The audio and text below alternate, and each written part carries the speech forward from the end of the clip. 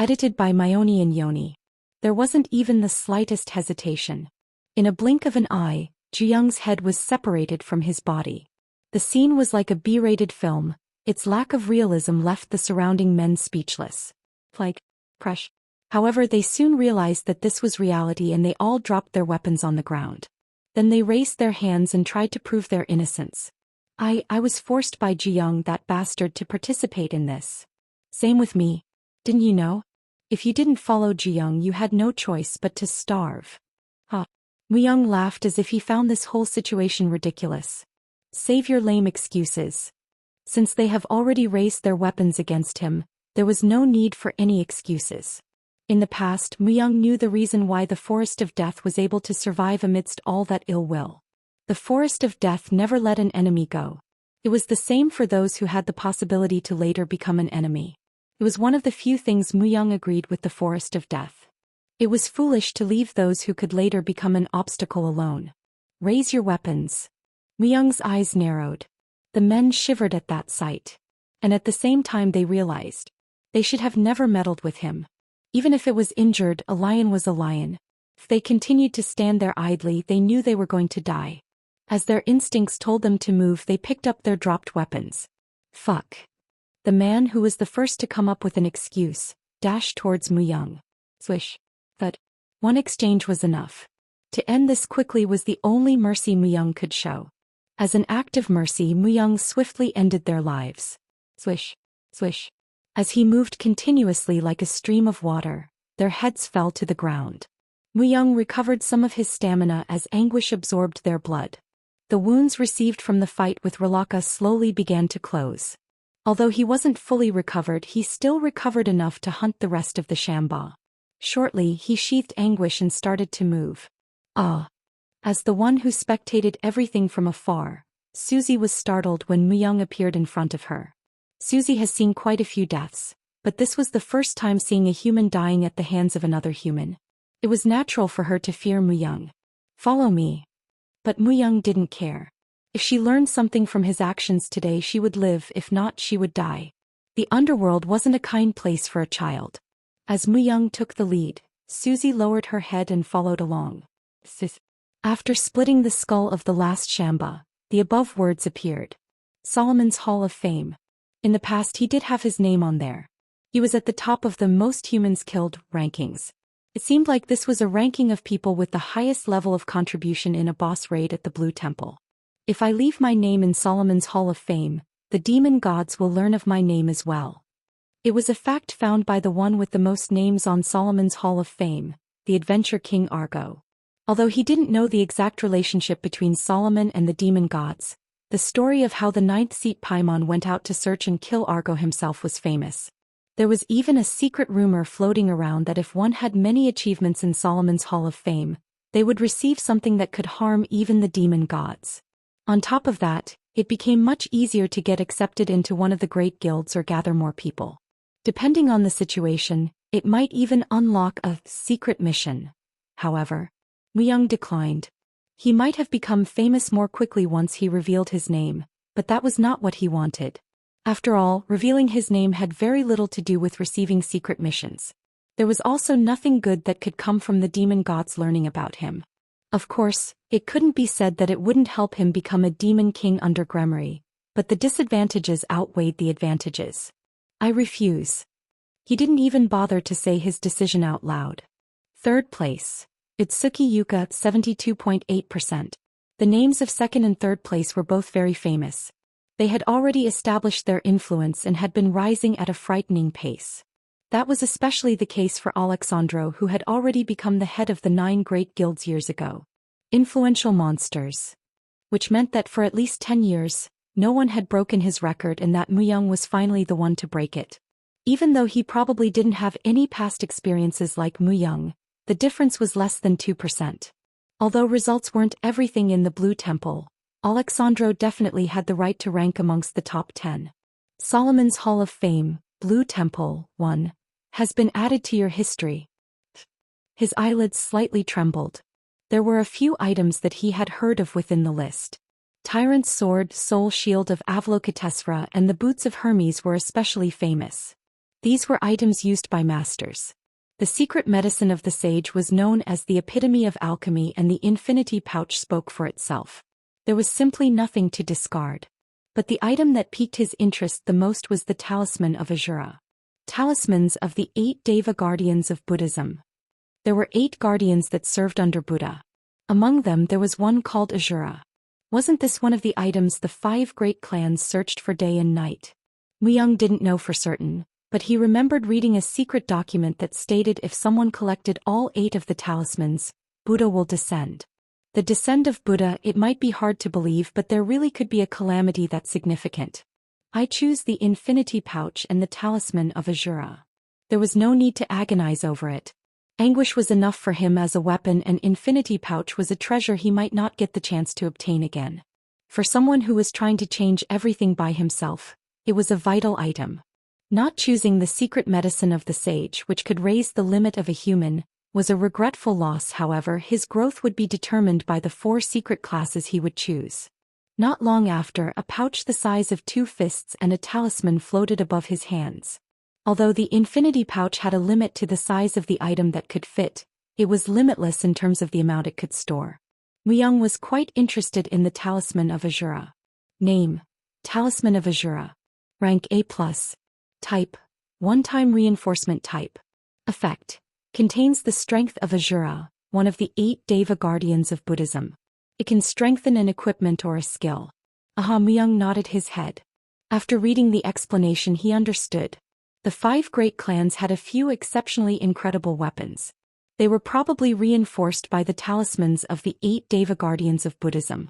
Unexpectedly, it can also reinforce skills. It wasn't that there were no magical items that could reinforce skills. However, there were only a minute number of them. If one did not have heavenly luck, they would not be able to obtain one. On top of that, the talisman of Ahura had no limitations, so possibilities were endless. Damn it, everyone move. How long are you all going to be spaced out for? Someone lend a hand here. People started to carry the corpses. Though they won the battle, the damage was devastating. Myung packed some medicinal herbs and went out to bring back Taehwan and Baeksu.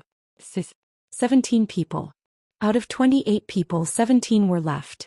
But more than half the deaths were caused by Myung. 5 died from the Shamba raid while 6 died by his hands. Everyone knew of this fact but did not discuss it. It was because a few people saw the 6 people escape from the battle to kill Myung. There were a few that thought the consequences were too harsh, but they valued their lives. It wasn't like the monsters would stop attacking now that they were so few in numbers.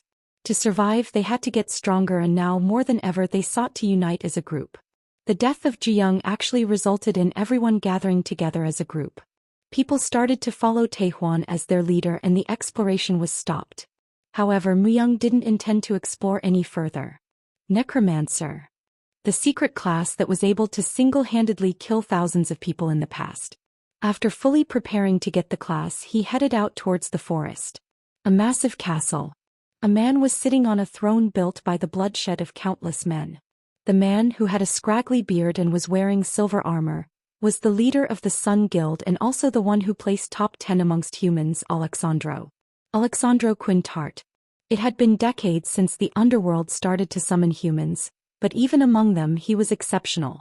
He had the most achievements in Solomon's Hall of Fame after the adventure King Argo, and was responsible for solving a few major dilemmas in the underworld by himself.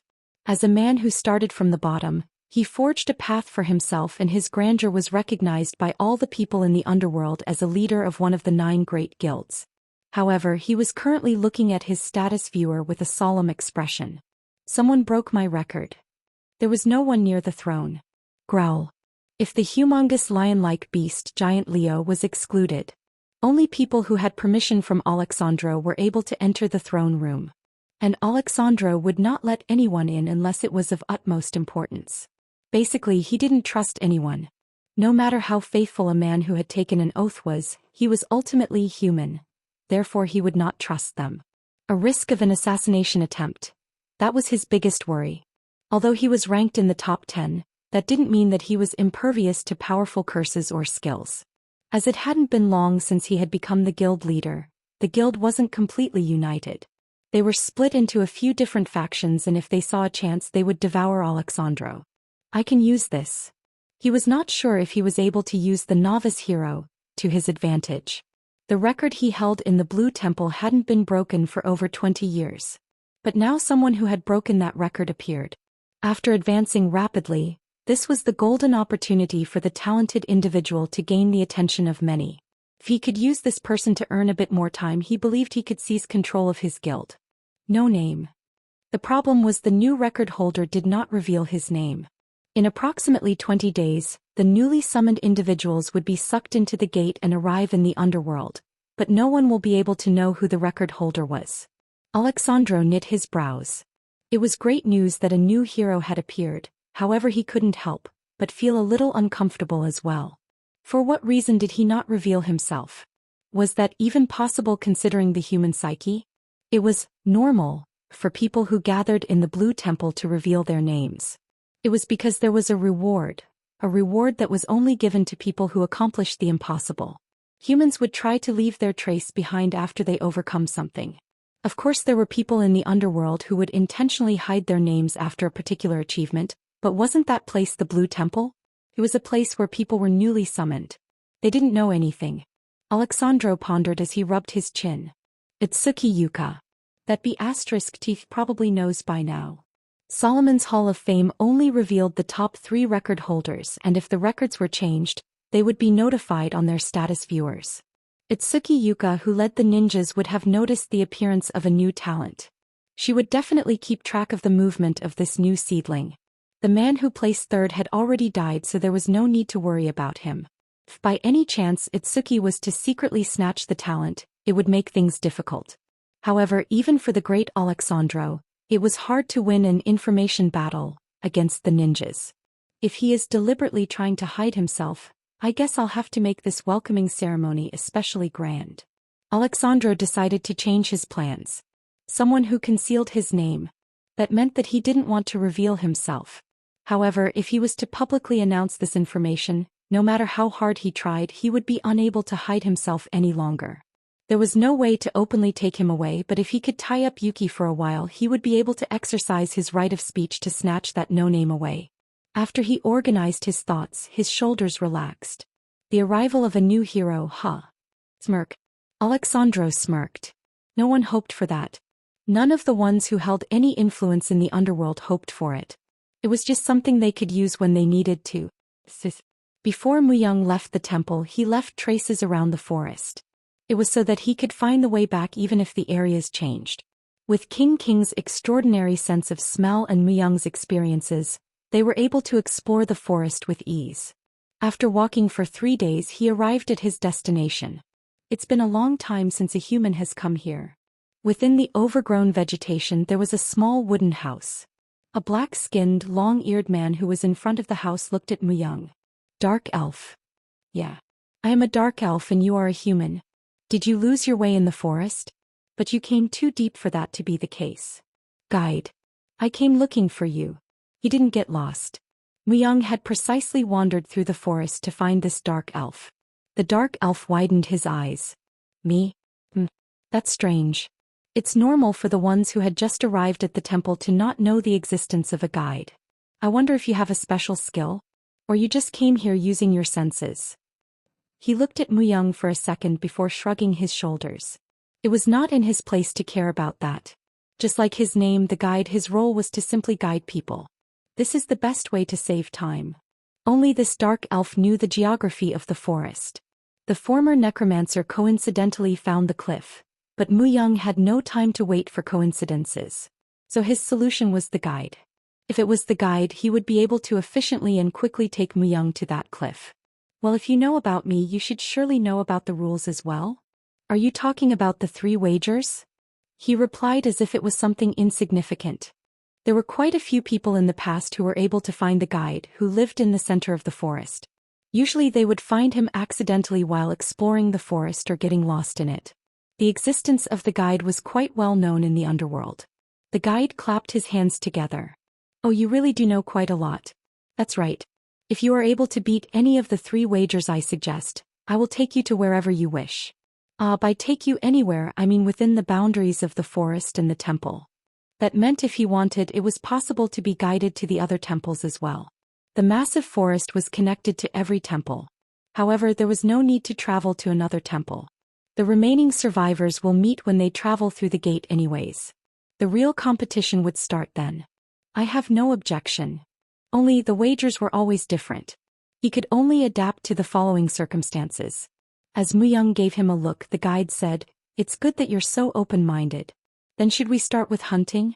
The winner will be whoever catches a dwarf squirrel that lives throughout forest first. The time limit will be by midnight. Isn't that too advantageous for you? I will start 6 hours after you," the guide stated with ease. He looked confident as if he could never lose. Hunting was second nature to him. He was one of the few predators that hunted day and night. It was daytime at the moment, but due to the characteristics of dark elves, he would be able to see clearly in the dark. He had to catch the squirrel as fast as he could. I have to use his composed attitude to my advantage. Muyang started to move after he nodded his head. Since he said he would start 6 hours later, Muyang planned to hunt it down before then. Although it does live throughout the forest just like its name, it was only around the size of a thumb. Unless one had extraordinary senses and sight, it would be very difficult to hunt them. However, Muyang knew what dwarf squirrels like to eat. Dwarf squirrels like to eat dark red fighter ant eggs. It wasn't hard. In the past he used to catch a lot of them for assassinations. Since these squirrels were small and fast, they were quite useful for information warfare. Muyang searched for an ant hill and lit a fire. Once the ants were dazed, he swiftly took out their eggs. He then made a simple trap and waited for a dwarf squirrel to come. Yow! But after waiting around 2 hours, a cowardly dwarf squirrel slowly approached the eggs. He didn't lose that chance and dropped the grass-woven basket. He had successfully captured the squirrel. He waited for the allotted 6 hours to pass before returning to the guide. When he arrived, the guide opened his eyes widely and trembled. "This is invalid. I didn't even get to start." "I have the same thoughts as well. My luck was just good." "Of course it was like that. Ah, quite the flexible fellow. Then let's forget about hunting and do a treasure hunt. I placed a few strips of red fabric around this place. If you are able to find 3 of them before the sun rises tomorrow, it will be your win. If you fail, it will be my win." "Fine. Then I guess I'll go prepare my dinner." Hoo. This time the guide was certain Muyang was going to fail and felt confident. "Luckily it's a wager I know." Muyang had sufficient past knowledge about this wager. If I win twice, it said that he would give me a useful treasure.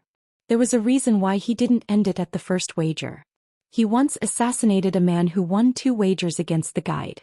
In his history, there was detailed information about the events that unfolded, and once the man won twice, he received the glass of fire. The glass of fire contained a mid-ranked fire spirit which could spit out an unlimited amount of flames. However, what would happen if he won all 3 wagers? As there weren't even rumors about anyone who won 3 times, even Muyang was slightly curious. Muyang grabbed a magical item and summoned King King. King, avoid places with lots of mana and find the dark elf scent that's on the ground. King. The man who won this wager in the past used a tracking skill to look for the fabric, but Muyang had the Shrewmouse Emperor King King. King King was especially specialized in finding magical positions and tracking. Its nose was more advanced than a dog's and was able to distinguish even the smallest difference in scents. It was largely due to King King that he was able to safely arrive at this place. The problem was the explosive magic traps. If I mishandle them, I will die. The guide hated losing to an extreme. He would rather see Muyang die than lose. Unfortunately, King King was able to avoid those places and only find the strips of red fabric. Knock knock. After an hour, Muyang knocked on the door of the wooden house. "Huh. Are you giving up already?" 3 strips. I found them." "What?" The guide blinked his eyes and stared at Muyang's hand. There were exactly 3 strips of red fabric. "Who? Are you going to call this wager invalid as well?" That's not it, but I casted stealth magic on the fabrics. It's just surprising to see you found them already. If you want, I can do the next wager as well." "Is that true?" The guide cheered. His pride wouldn't let him lose like this. "When the sun rises tomorrow, let's have you hide and I'll try to find you. Can't you use magic? It should be easy to find me." "I vow in the name of Solomon to not use magic during this wager." I will simply use my physical capabilities to search for you. How long do I have to hide? I will admit defeat if I can't find you by sunset. How about it? Good. It was pretty much hide and seek, and Muyang was most confident in this field. It won't be as perfect as what he could accomplish before, but he definitely had the skills to fool one dark elf. As soon as the day passed, Muyang stepped out into the forest. After climbing a suitable tree, he closed his eyes and slowed his heartbeat. Become one with nature. There were different stages of stealth. If one practiced to an extreme like Muyang, they were able to become one with nature at will. However, without a practiced body, it was uncertain if he could hide from the dark elf for a long time. 50-50. He was gambling everything on that 50-50 chance, and he even constricted the movements of his organs. He even controlled the unconscious movements any living creature would make. In the past he could move in this state, but currently if he was to make even the slightest movement he would be caught by the guide. He was motionless like a grass swaying from the wind. A few hours have passed. And dinner time arrived. But as soon as the agreed time had passed, Muyang dropped from the tree. Thereafter he went inside the guide's house and started to eat the prepared food when the guide opened the door. Why are you here? Gulp. After swallowing the meat he stabbed with a fork, he answered, they say it's easy to miss what is in front of you. He acted like he left the central area, but in fact he didn't even leave the center. From the beginning, hiding was the field Muyang was most confident in.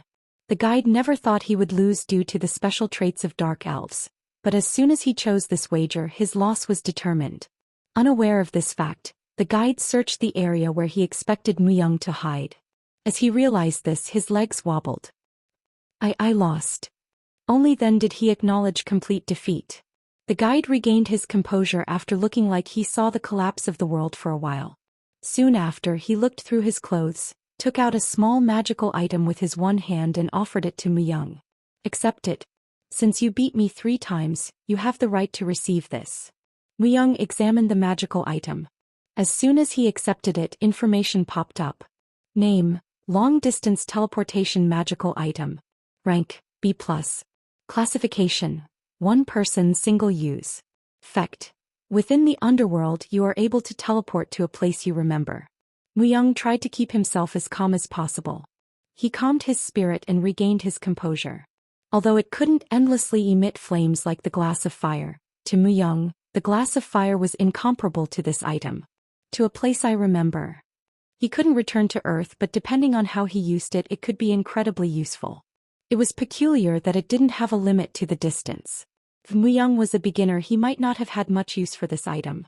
However, as the current Muyang possessed his past memories, he could make use of it better than anyone. He could teleport to a currently undiscovered place with the Star of David and monopolize the rewards, or he gain a secret class much more easily. However, the first thing that came to mind when he first laid eyes on the magical item wasn't either of those. Headley cow. Humans have been summoned into the underworld for a long time, but there were more unexplored areas than there were explored. 5 years from now, due to the foretelling of the Great Calamity, every guild and clan started to organize a wide-scale exploration of the underworld. During that time they happened upon Headley Cow. Headley Cow was the name of a certain fairy. Although fairies normally have the appearance of a 4-legged rock, they were able to shapeshift. On top of that, they were able to possess the same abilities as the target they shapeshifted into. And one of those targets was the phoenix. Once they felt that their life was threatened, they would break out of the rock as a phoenix. However, Headley Cow was too cowardly and fled as soon as it transformed. If he could only capture it, it could have become a material necessary to create an S-rank weapon. Even if he was to absorb it, he anticipated an incredible growth to his abilities, as the heart of a phoenix was an endless supply of magical power. Although the phoenix was a bit weaker than a dragon, its heart was comparable to that of a dragon's. If it was a regular phoenix, it would be impossible to catch, but a Headley Cow transformed phoenix could even be captured by Muyang. It was better than most rewards he could receive from a place with the Star of David. What was worse was that the trials were designed to be impossible to complete by one person. The only obstacle in capturing Headley Cow was that area which Headley Cow inhabited was quite deep in the territory of a demon god, so, to secretly traverse the territory, he needed to get stronger. Is this all? Asked Muyang as cool-headed as he could. It was because it was him that he had a use for the item. To any ordinary beginner, the item would have been an insignificant reward. At the same time, the guide's expression stiffened. What do you mean, is this all? It could be a life-saving item, you know. Every time I win, don't I get a reward? On the first bet, he won the guide's guidance. On the second, he won the long-distance magical item, and now Muyang looked like he was waiting to see what he would get for his third win. You are very greedy. You are the one that said you would give a reward for a win. Ugh. Fine. For the last reward, why don't you tell me what you want? I will do my best to fulfill your request as long as it's something I can do. The biggest compromise. It was obvious he was going to coldly refuse the difficult requests. Also, Muyang didn't have anything special to ask of him. Guarantee my safety for 10 days. Muyang was certain that the guide wouldn't refuse, as this request overlapped with the initial request of guiding him. 10 days. Too long. I won't go over 3 days. Then let's settle for 3 days. Muyang nodded his head. Truthfully, 1 or 2 days would have been sufficient. Since he knew the guide was going to haggle, he purposely asked for 10 days. 3 days was a splendid result. The guide was stupefied when Muyang agreed so easily. However, Muyang knew what kind of existence the guide really was. The past aide of Solomon, a magician who can only live in the Blue Temple. A supreme magician more than 1,000 years old. He was a guide and at the same time a protector. With his existence, the Blue Temple was completely protected. Even the great demon gods were not able to easily break into the Blue Temple. However, he was unable to leave the Blue Temple. In a certain way, he was the Blue Temple. It was because he had aged to a point where he should have been long dead. However, he heard that the guide periodically reversed the effect of time on his physical body. It was magic that was only permitted in the Blue Temple. This was why he currently had a Na-V appearance. As both his physical body and mind would always revert back in time, his physical body had to die to truly awaken the power of the Supreme Magician. This was uncovered through the demon gods. A full-scale invasion started after the Great Calamity, where all the humans on Earth were summoned to the underworld. And then, because of the massive gathering of humans, the barrier of the Blue Temple collapsed. 3 of the highest-ranking demon gods launched an attack on the Blue Temple, and the guide's physical body turned to ashes in an instant. However, afterwards the Supreme Magician began to reanimate himself. The battle went on for 10 long days, but the Supreme Magician ended up losing. However, he was an incredible existence who was able to fight evenly against 3 high-ranking demon gods for 10 days. Although he was not the Supreme Magician, the current body of the guide was more than enough to ensure his safety within the forest. Since no matter what his current condition was, his strength was in magic. So where are you planning on going? I will first fulfill my role as a guide. Turing. Muyang unsheathed anguish. And then he ran towards the forest. That crazy. Huoik. After staring at Muyang's fleeting image and hearing the shrieks of various monsters, the guide finally realized Muyang's intentions. So that's what he meant by ensure his safety. That was it. The reason why Muyang asked him to ensure his safety for 3 days. Shut up and hunt. He planned to wipe out the monsters without looking back. Muyang ran like crazy. As if to show what it meant to run like crazy, he didn't even stop to rest for a second. If anything, he jumped towards danger and fought with his life on the line. He knew that the best way to increase his stats was to fight against monsters. At the same time, the one who felt like dying was the guide. Gur. You asked me to only ensure your life. What kind of impractical request is this? The guide only acted when Muyang was about to die. However, that was not easy to time. With the way Muyang fought, it wouldn't be weird if he dropped dead at any time. After he had protected him with magic, he was thanked with replies like, I almost lost my flesh and could have ended up as a pile of bones. I got scratched a little, but it's not to the point I'll die. Crazy bastard. So he couldn't afford to look away for a second. The observing guide was much more exhausted. After killing a dark bear, Muyang said, I need to fight a bit riskier. What? When I avoid every attack by the width of a finger, my agility isn't increasing as fast as I hoped. I need to reduce the width to half a finger. Is that a distance you can reduce just because you want to? It seems to be possible the more I try. The guide was speechless. It seemed like he was looking at a person who couldn't wait to die. If he was able to choose the distance he avoided incoming attack at will, he could already be considered an expert. No, it was difficult even for an expert. However, there was no end to Muyang's mysteriousness. His technique was definitely above an expert, but it felt like his body couldn't follow through properly. If he was to force himself to move a certain way, it would cause an untimely death. However, the more he fought, the faster his body adapted to his movements. What a crazy but peculiar fellow. A promise was a promise. The guide had to take care of Muyang throughout the duration for the determined 3 days. And Muyang was definitely planning on maximizing the guide's help and fought with every monster he encountered. After doing this for a day and a half, a message appeared. There was even a ranking for this. But Muyang shook his head. He didn't have the slightest intent to reveal himself. First place. Lucian 2578 monsters. Second place. Muller Lucas 1956 monsters. Third place. No Name 1221 monsters. Third place. Muyang had killed more than 1,200 monsters since his arrival. It was most likely that only monsters that were suitable opponents were counted. Shortly after, Hunting Record 3 was added to his history and a hunting map was given as a reward. The hunting map showed which monster's territory he was currently in. It wasn't a very useful item, but it would save Muyang some time. Muyang decided not to waste even a second of the remaining time and continued to hunt. Then his ranking slowly started to climb. First place. No Name 2579 monsters. Second place. Lucian 2578 monsters. Third place. Muller Lucas 1956 monsters. Finally, he was even able to take first place. Herculean strength leather armor was given as a reward. He didn't expect much since he didn't receive any reward for taking second place, but it was a pleasant surprise to receive B+ ranked armor with an effect that increased the wearer's strength by 3. Although he was able to find some equipment in the forest other than those rewards, unfortunately none were useful for Muyang. Muyang looked at his status viewer. The status screen popped up. Achievement effect Agremory's Anguish, +3 to all abilities. Class effect on none. Strength 41, 30 + 11. Agility 35, 32 + 3. Stamina 33, 30 + 3. Intelligence 17, 14 + 3. Wisdom 16, 13 + 3.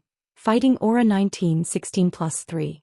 Special note: Fighting Aura has been awakened. Even considering that the Herculean strength leather armor increased his strength by 3, he could see that his base stats had increased considerably. Agility especially increased a lot. His senses had become sharper. Although everyone's stats increased rapidly in the beginning, there wasn't anyone who could compete with Muyang at this point in time. Not bad. While he was feeling content with his improvement, the guide said, "The promised 3 days have passed.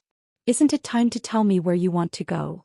Muyang answered right away, "To the Cliff of Agony." Finally, all the preparations were complete.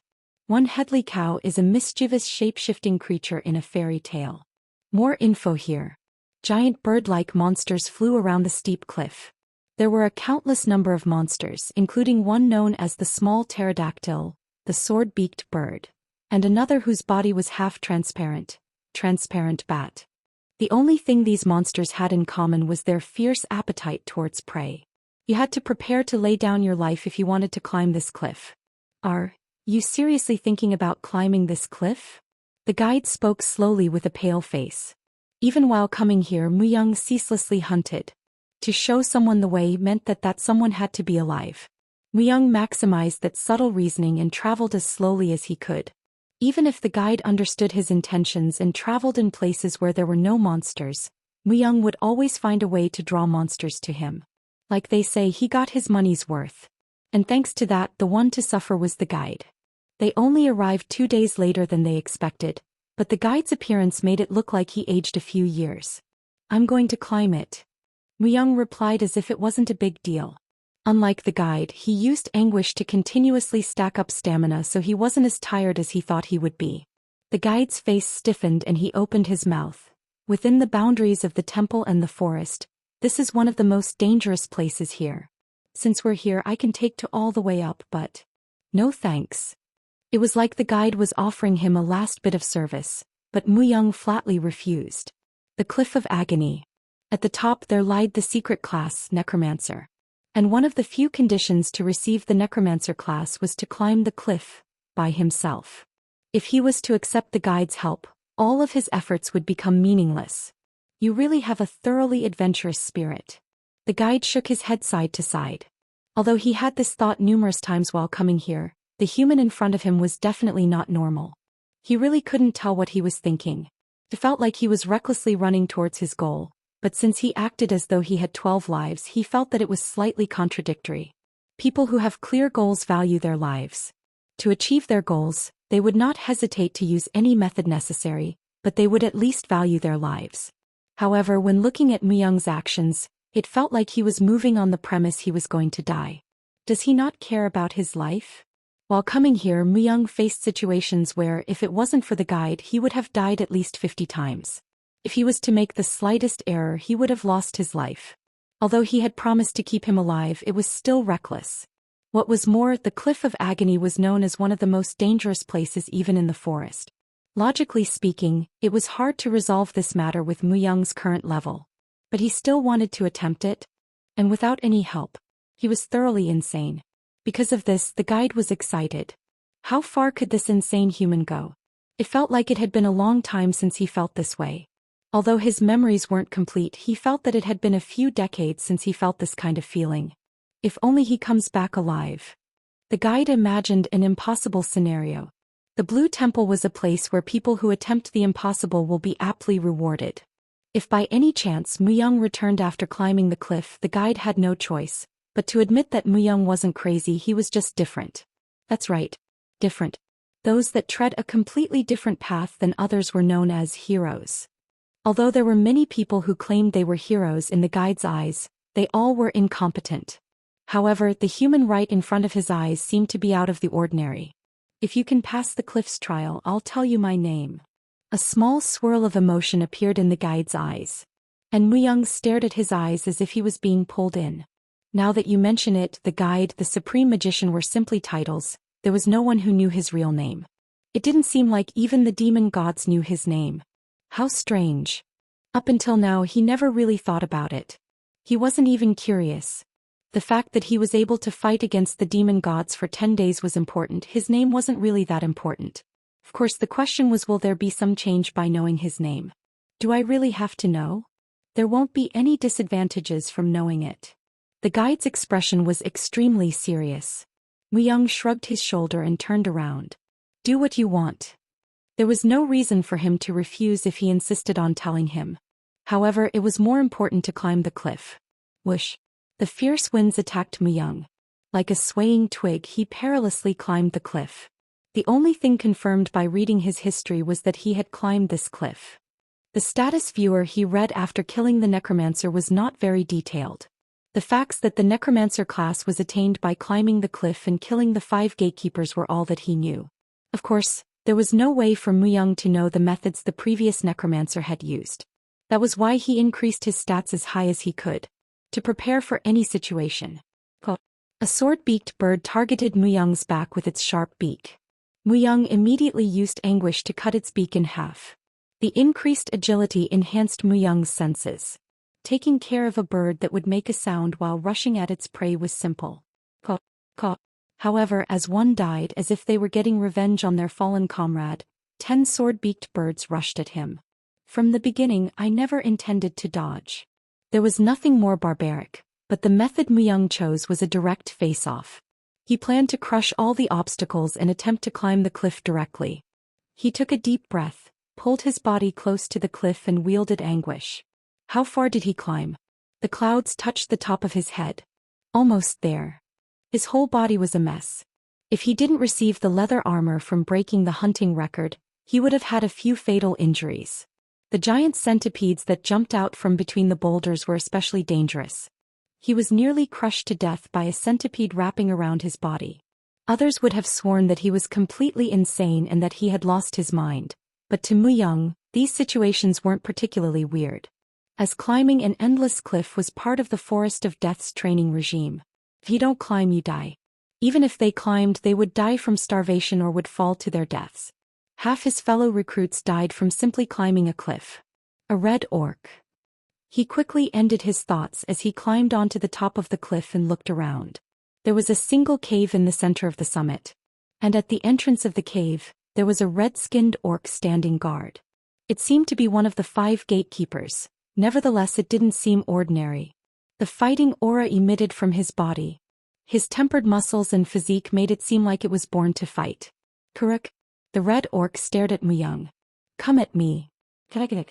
Muyang motioned with his finger. Kuruk. The red orc grabbed his big axe and rushed towards Muyang. His shoulder got dislocated. The orc's raw strength was greater than what he had imagined. If it had become a battle of strength, there was no way for him to win. He seized his victory wholly through his exquisite skills. As he stabbed the center of the orc's carcass, anguish started to absorb the blood. He was able to regain a bit of his empty stamina back, but this method was only temporary. Nevertheless, Muyang immediately started moving. Kegigek. The next opponent he faced was a Knoll thief. True to his name, he was incredibly fast. He aimed for Muyang's neck with his poison dagger. Unfortunately, the pairing was bad. Muyang was an assassin second to none. He was able to predict all of the Knoll thief's movements. The fight concluded in 5 minutes. This is driving me crazy. The victor was obviously Muyang. However, he groaned after killing the Knoll thief. His leg was poisoned. He definitely should have evaded it, but the dagger lengthened and cut his leg. It was completely his fault. However, each gatekeeper he fought left a wound. It was as if it was predetermined. It was like for every gatekeeper the challenger had to be inflicted with a wound. Muyang did not stop. To expel the remaining poison, it would take 5 more days, but he did not have the time. As a result, his actions would become rougher the more wounds he had received. Like the uncontrollable Norse warriors, he went berserk. In the end, he able to hunt down the last gatekeeper. Huff, huff. He panted heavily while gazing at the chunks of what used to be a giant serpent. I think I'm going to die. His complexion was deathly pale. He couldn't put any strength in his fingers. The fight was intense to that extent. He narrowly came out victorious in the life-or-death struggle. Muyang slumped to the ground. It seemed he really had pushed himself too hard. There may have been a better way to do this. As there was only 1 gatekeeper per fight and there was no time limit. Perhaps if he took his time he would have been able to win more easily. The previous person to get the necromancer class must have spent days figuring out ways to defeat the 5 gatekeepers. However, Muyang foolishly forced his way through. He crushed everything with a frontal assault. It was truly an intense surprise attack. Overcoming danger makes me stronger. He only knew how to get stronger by pushing himself to his limits. Even if someone kindly taught him a different method, the current Muyang would still tread this path. To push himself like this was definitely dangerous, but he strongly believed if he was to endure it he would take a step towards his growth. I endured this time and will continue enduring. Muyang gritted his teeth. He will not die. Live the way you want and achieve your goals. Before long his vision became hazy. The Death Lord has chosen the user. A stretch of flat, barren land. Against an army of 1,000,000 undead, more than 1,000,000 humans fought. Most of the humans used swords and spears, while a few users of holy energy and magic were mixed in the crowd. However, there was a great variety of undead. No, there were so many of them that looked so bizarre, it was difficult to define them as undead. Zombies with wings of an angel, skeletons with Pegasus's horn pierced through both of their hands, vampires with the body of a bear, and 3 frog-headed Cerberus. They weren't simply different in appearance, but they were far stronger than a typical undead. They even had an amazing ability to think for themselves and had cognitive capabilities. The general belief that undeads were just dead bodies who moved simply was destroyed. Humans struggled to protect their base, but it was useless. In an instant there was a mountain of corpses. Massacre, there was no other way to describe this scene. And in the middle of all this, there was a huge lich with a red cape fluttering in the wind. The Death Lord. As the Death Lord raised his hand, thousands of corpses were lifted off the ground and completely reconstructed into the form of a giant. Death is a beautiful thing. Gwah! The giant roared out loud. As the Death Lord gazed at the huge giant, so large that it seemed as if it could touch the sky, he nodded his head. Doesn't it look amazing for something made out of mere humans? As the Death Lord walked, all the corpses he passed by came back to life. The comrades who used to fight with them in battle were now ripping apart and chewing on their hearts and swinging weapons in an attempt to cut their throats off. It was an unbearably horrific scene. Against the overwhelming power, humans were only helpless. Since I'm the king of death, worship death. The ruler of all deaths. He was the Death Lord. The body was burning with a fever. After Muyang had collapsed, he was continuously in a hypnagogic state for the entire day before he could finally get up from his spot. What was that dream? While he was passed out, Muyang had a dream that could have been part of a movie. He felt like he had seen a war movie through a big screen. However, it felt strangely vivid. A dream, but not just a dream. Thump. He tripped over his own legs and fell back on the ground. Muyang lightly clicked his tongue. It seemed like he needed to first take care of his body before he could even think about the dream. I wasn't able to completely remove all the poison. He remembered using herbs right before he fainted, but it seemed like they didn't completely heal him. Muyang gazed as his ring on his finger. Paranormal. The first reward he received in the Blue Temple by killing monsters. Even if it was limited to 5 uses, it allowed for an effect to increase all his stats by 2 for 10 minutes. Cast a healing wave or a fire bolt. I used it twice already. But I'm not sure if 3 healing waves will be enough for my body to recovery. He used it twice to fight against the giant serpent. He chose the healing wave skill among the effects offered by paranormal. Right away, a green light emitted from the ring. The light wrapped around him and rejuvenated his body. After casting it 2 more times, he was back to his lively self. His body seemed to have recovered and gained resistance to the poison. It's done. Since it wasn't a powerful poison, it seemed like the tiny bit left in his body would naturally recover on its own. Swoosh. However, since he had used paranormal to the full, the ring shattered into dust. He felt as if he had wasted it, but considering the situation, it was the best choice he could make, so he didn't have any regrets. By the way, I clearly remember that messages popped up before passing out. He remembered seeing a few words floating in from of him, but he could not remember what it was about. After Muyang sipped some water using his water-producing magical item, he looked at his watch to see what had changed. First he looked at his abilities. Achievement effect dashed Grimory's Anguish, A, +3 to all abilities. Class effect dash Death Lord, Lord class Ruler of Death. Abilities dash Strength 44, 33 + 11. Agility 37, 34 + 3. Stamina 35, 32 + 3. Intelligence 17, 14 + 3. Wisdom 16, 13 + 3. Fighting Aura 19, 16 + 3. Special note: Fighting Aura has been awakened. The armor you are currently wearing or using, Anguish Strength +5, and Herculean Strength Leather Armor, Strength +3. Nothing greatly changed about his abilities. His strength was definitely the highest, but since his pure stat was only 33 with an added stat of 11, it just seemed very high. However, something he had never seen before was written under class effect. Death Lord. The ruler of death. But it was the first time he heard of this. There was also something unfamiliar. Lord class. Not even a secret class, but a Lord class? There was no one with a Lord class, at least from the people he had killed in the past. Even Muyang, who knew quite a lot of classified information, was totally clueless. Wasn't this the place where he could receive the secret class, Necromancer? Muyang instantly shrugged his head. This was the place.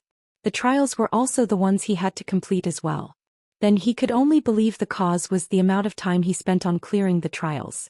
It clearly stated Masters of Darkness were examining me. I don't have a clue what all this means. Masters of Darkness and Lord class, they were all things unfamiliar to Muyang. For a moment Muyang furrowed his brow. The reason he wanted to earn the Necromancer class was because it was a class that specialized against a large group of opponents.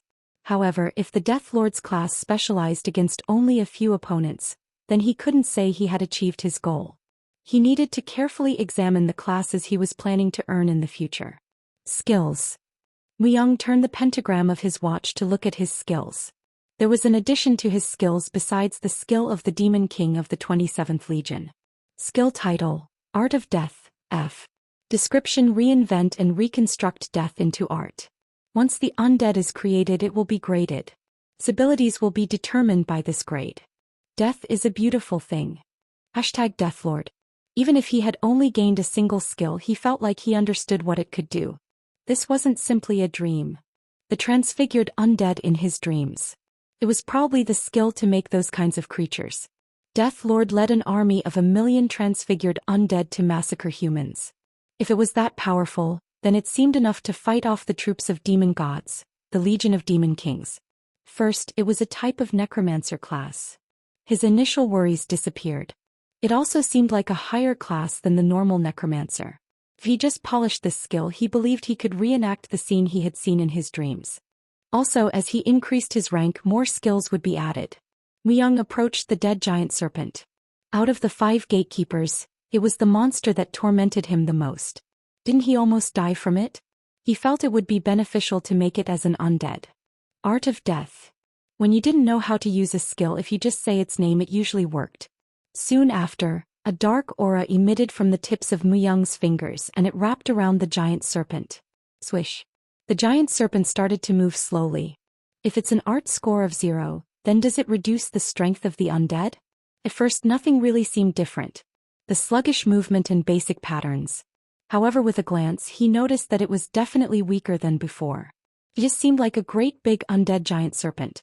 That was all he could say. It was nothing compared to the undeads in his dream, who moved on their own without an order, could think for themselves and overwhelm the humans. Stumble.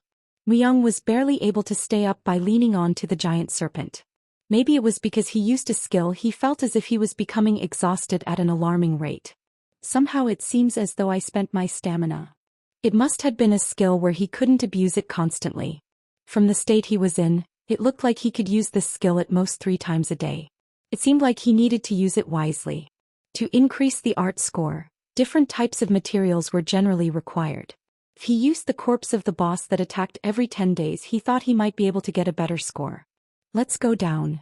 After thoroughly examining the Deathlord class, he started his way back. He passed out for quite a long time. There wasn't any time to waste. Even if the giant serpent had lost 50% of its abilities, it was quite useful. Its thick hide was a fine shield for Muyang as he climbed down the cliff.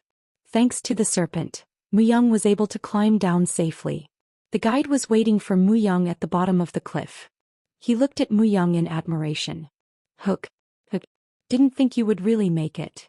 Although he did not have any ill will, these words could have caused a misunderstanding depending on who heard them. Muyang shrugged his shoulders and spoke. Did you want me to die? No, but it's hard for me to believe that this is real. And from your aura, you don't seem like an ordinary man. It seemed as though you have earned an incredible reward. Muyang nodded. The guide was the other self of the supreme magician. Although Muyang didn't deliberately try to hide the change, it wouldn't have been weird for the guide to notice his changes. What perfect timing.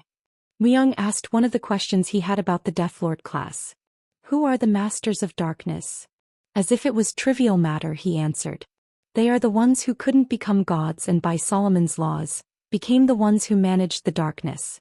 But how do you know? Oh no, did you? They said one of the Masters of Darkness has chosen me. The guide's eyes widened. The rule administrators have chosen you?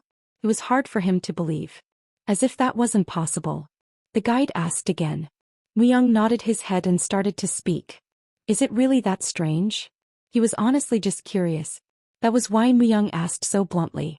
The guide was someone who was wholly dedicated to this place, even before the collapse of humans.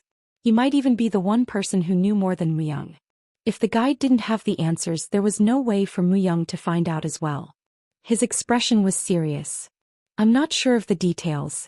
How many manage the laws of the darkness, who are part of it, and etc. Just know one thing, that they have really high standards. Even if someone completed the impossible, it was rare for them to choose anyone. Then he looked Muyang again and rubbed his chin. It seemed like even the guide did not have the information about the Death Lord or the Lord class that Muyang really wanted to know about. The guide continued to speak. But you were chosen, right? Like a kid who had just found a new toy, his eyes started to sparkle. Great excitement. At the same time, a slight smile appeared on his face. As expected, you truly aren't an ordinary human being. That's probably why you were able to win the 3 wagers against me. While he seemed to be particularly obsessed with wagers, Muyang could not refute his words. Before Muyang realized, the guide was holding an orc staff. Even the mood seemed to have changed. The aura of magic surrounding them was so dense that it suffocated Muyang. Muyang bent his eyebrows. As Muyang slowly moved his hand towards his weapon, the guide started to talk again. I'm sorry. I was extremely thrilled. That's right, I probably said that I was going to tell you my name if you came back alive.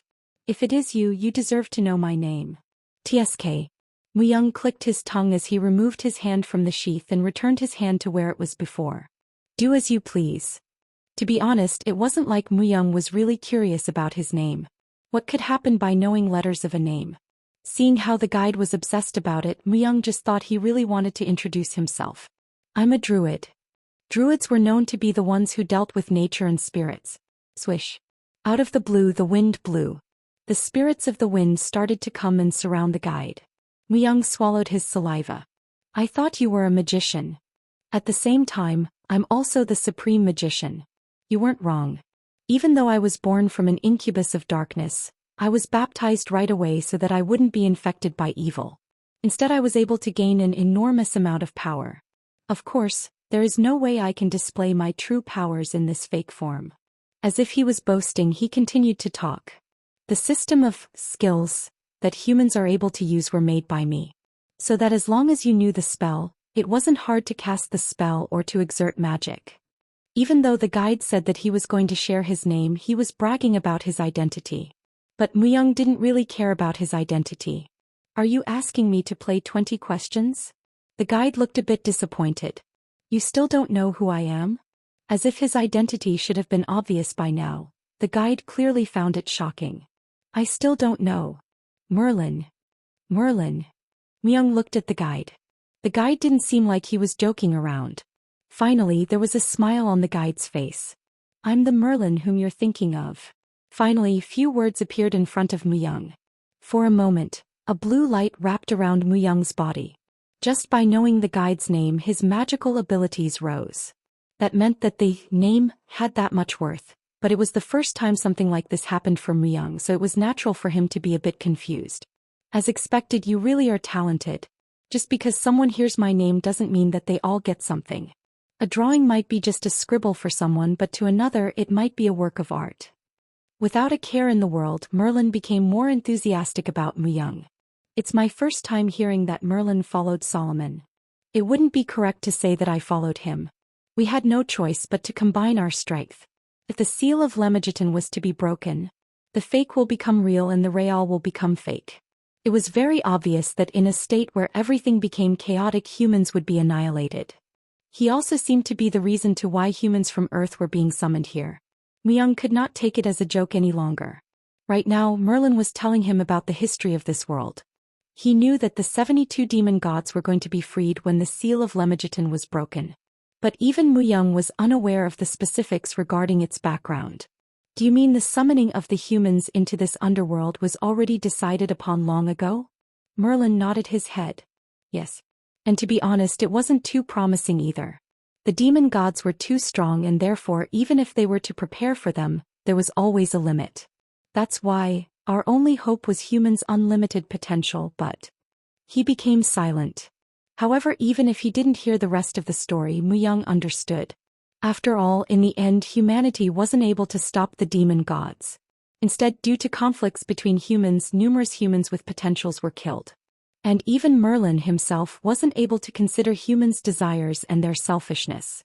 No, even if he knew, like a Pandora's box, he might have still firmly believed in them as their last hope. However, if it is you, the person who was chosen by the Masters of the Darkness, I believe you have the potential of becoming a true hero. The burning look of Merlin's eyes were making him feel uncomfortable. However, Muyang didn't really like how he was sweet-talking him. Muyang placed a lot of pressure on his neck before he spoke. So what is your point? Become my successor. Muyang thought he had heard of this somewhere. That a person could potentially receive a class from supreme beings. Unlike other people, Muyang was able to accept 4 classes. As of now, since he has earned a secret class, it wasn't a bad idea to earn another. The Death Lord is one of the magic-type classes. Muyang was planning on getting specifically distinct classes. And just by the name he could tell that the court magician class was one of the magic-type classes. I refuse. You refuse. In an instant, Merlin's expression became strange. It was an expression like he never expected to get refused by his offer. Muyang calmly spoke. To become your successor means that I need to be here for a long time, right? Merlin was a being unable to leave this blue temple. To learn from him meant that a lot of time will be spent here. 10 years would be more than enough. You will be an accomplished magician. Muyang just shook his head from the expected answer. Becoming an accomplished magician seemed nice, but in 10 years he could gain a lot more by living in the underworld. He needed to be the first to retrieve specific treasures. I'm more curious about the world beyond these gates. Even if you go there, there aren't many good things to see. It's much better to learn from me now and go against the demon gods later. If I become your successor, does that mean I can kill the demon gods for sure? That. Of course, it would be impossible. Like he said, all Muyang could do was fight against them. Muyang knew the end of Merlin. Even when he returned to his former self, all he could do was tie up 3 top-ranking demon gods for 10 days. That was all. Even if Muyang was to take all Merlin had to offer, it meant that there was a limit. Of course, just that by itself was an incredible thing. It was enough for him to be called the Supreme Magician. However, Muyang knew too much about the past. It would be foolish for him to waste 10 years here. Therefore he calmly replied. As humans are faced with trials, by overcoming them they get stronger. And a system that rewards you appropriately is exceptionally pleasing. Since you will be rewarded for the amount of effort you put in. Selfishness of the humans have gone too far. If you pass the gates, monsters and demon gods aren't the ones to be worried about. It's facing the sickening desires of humans, the same kind as you. Are you going to consider that as a trial too?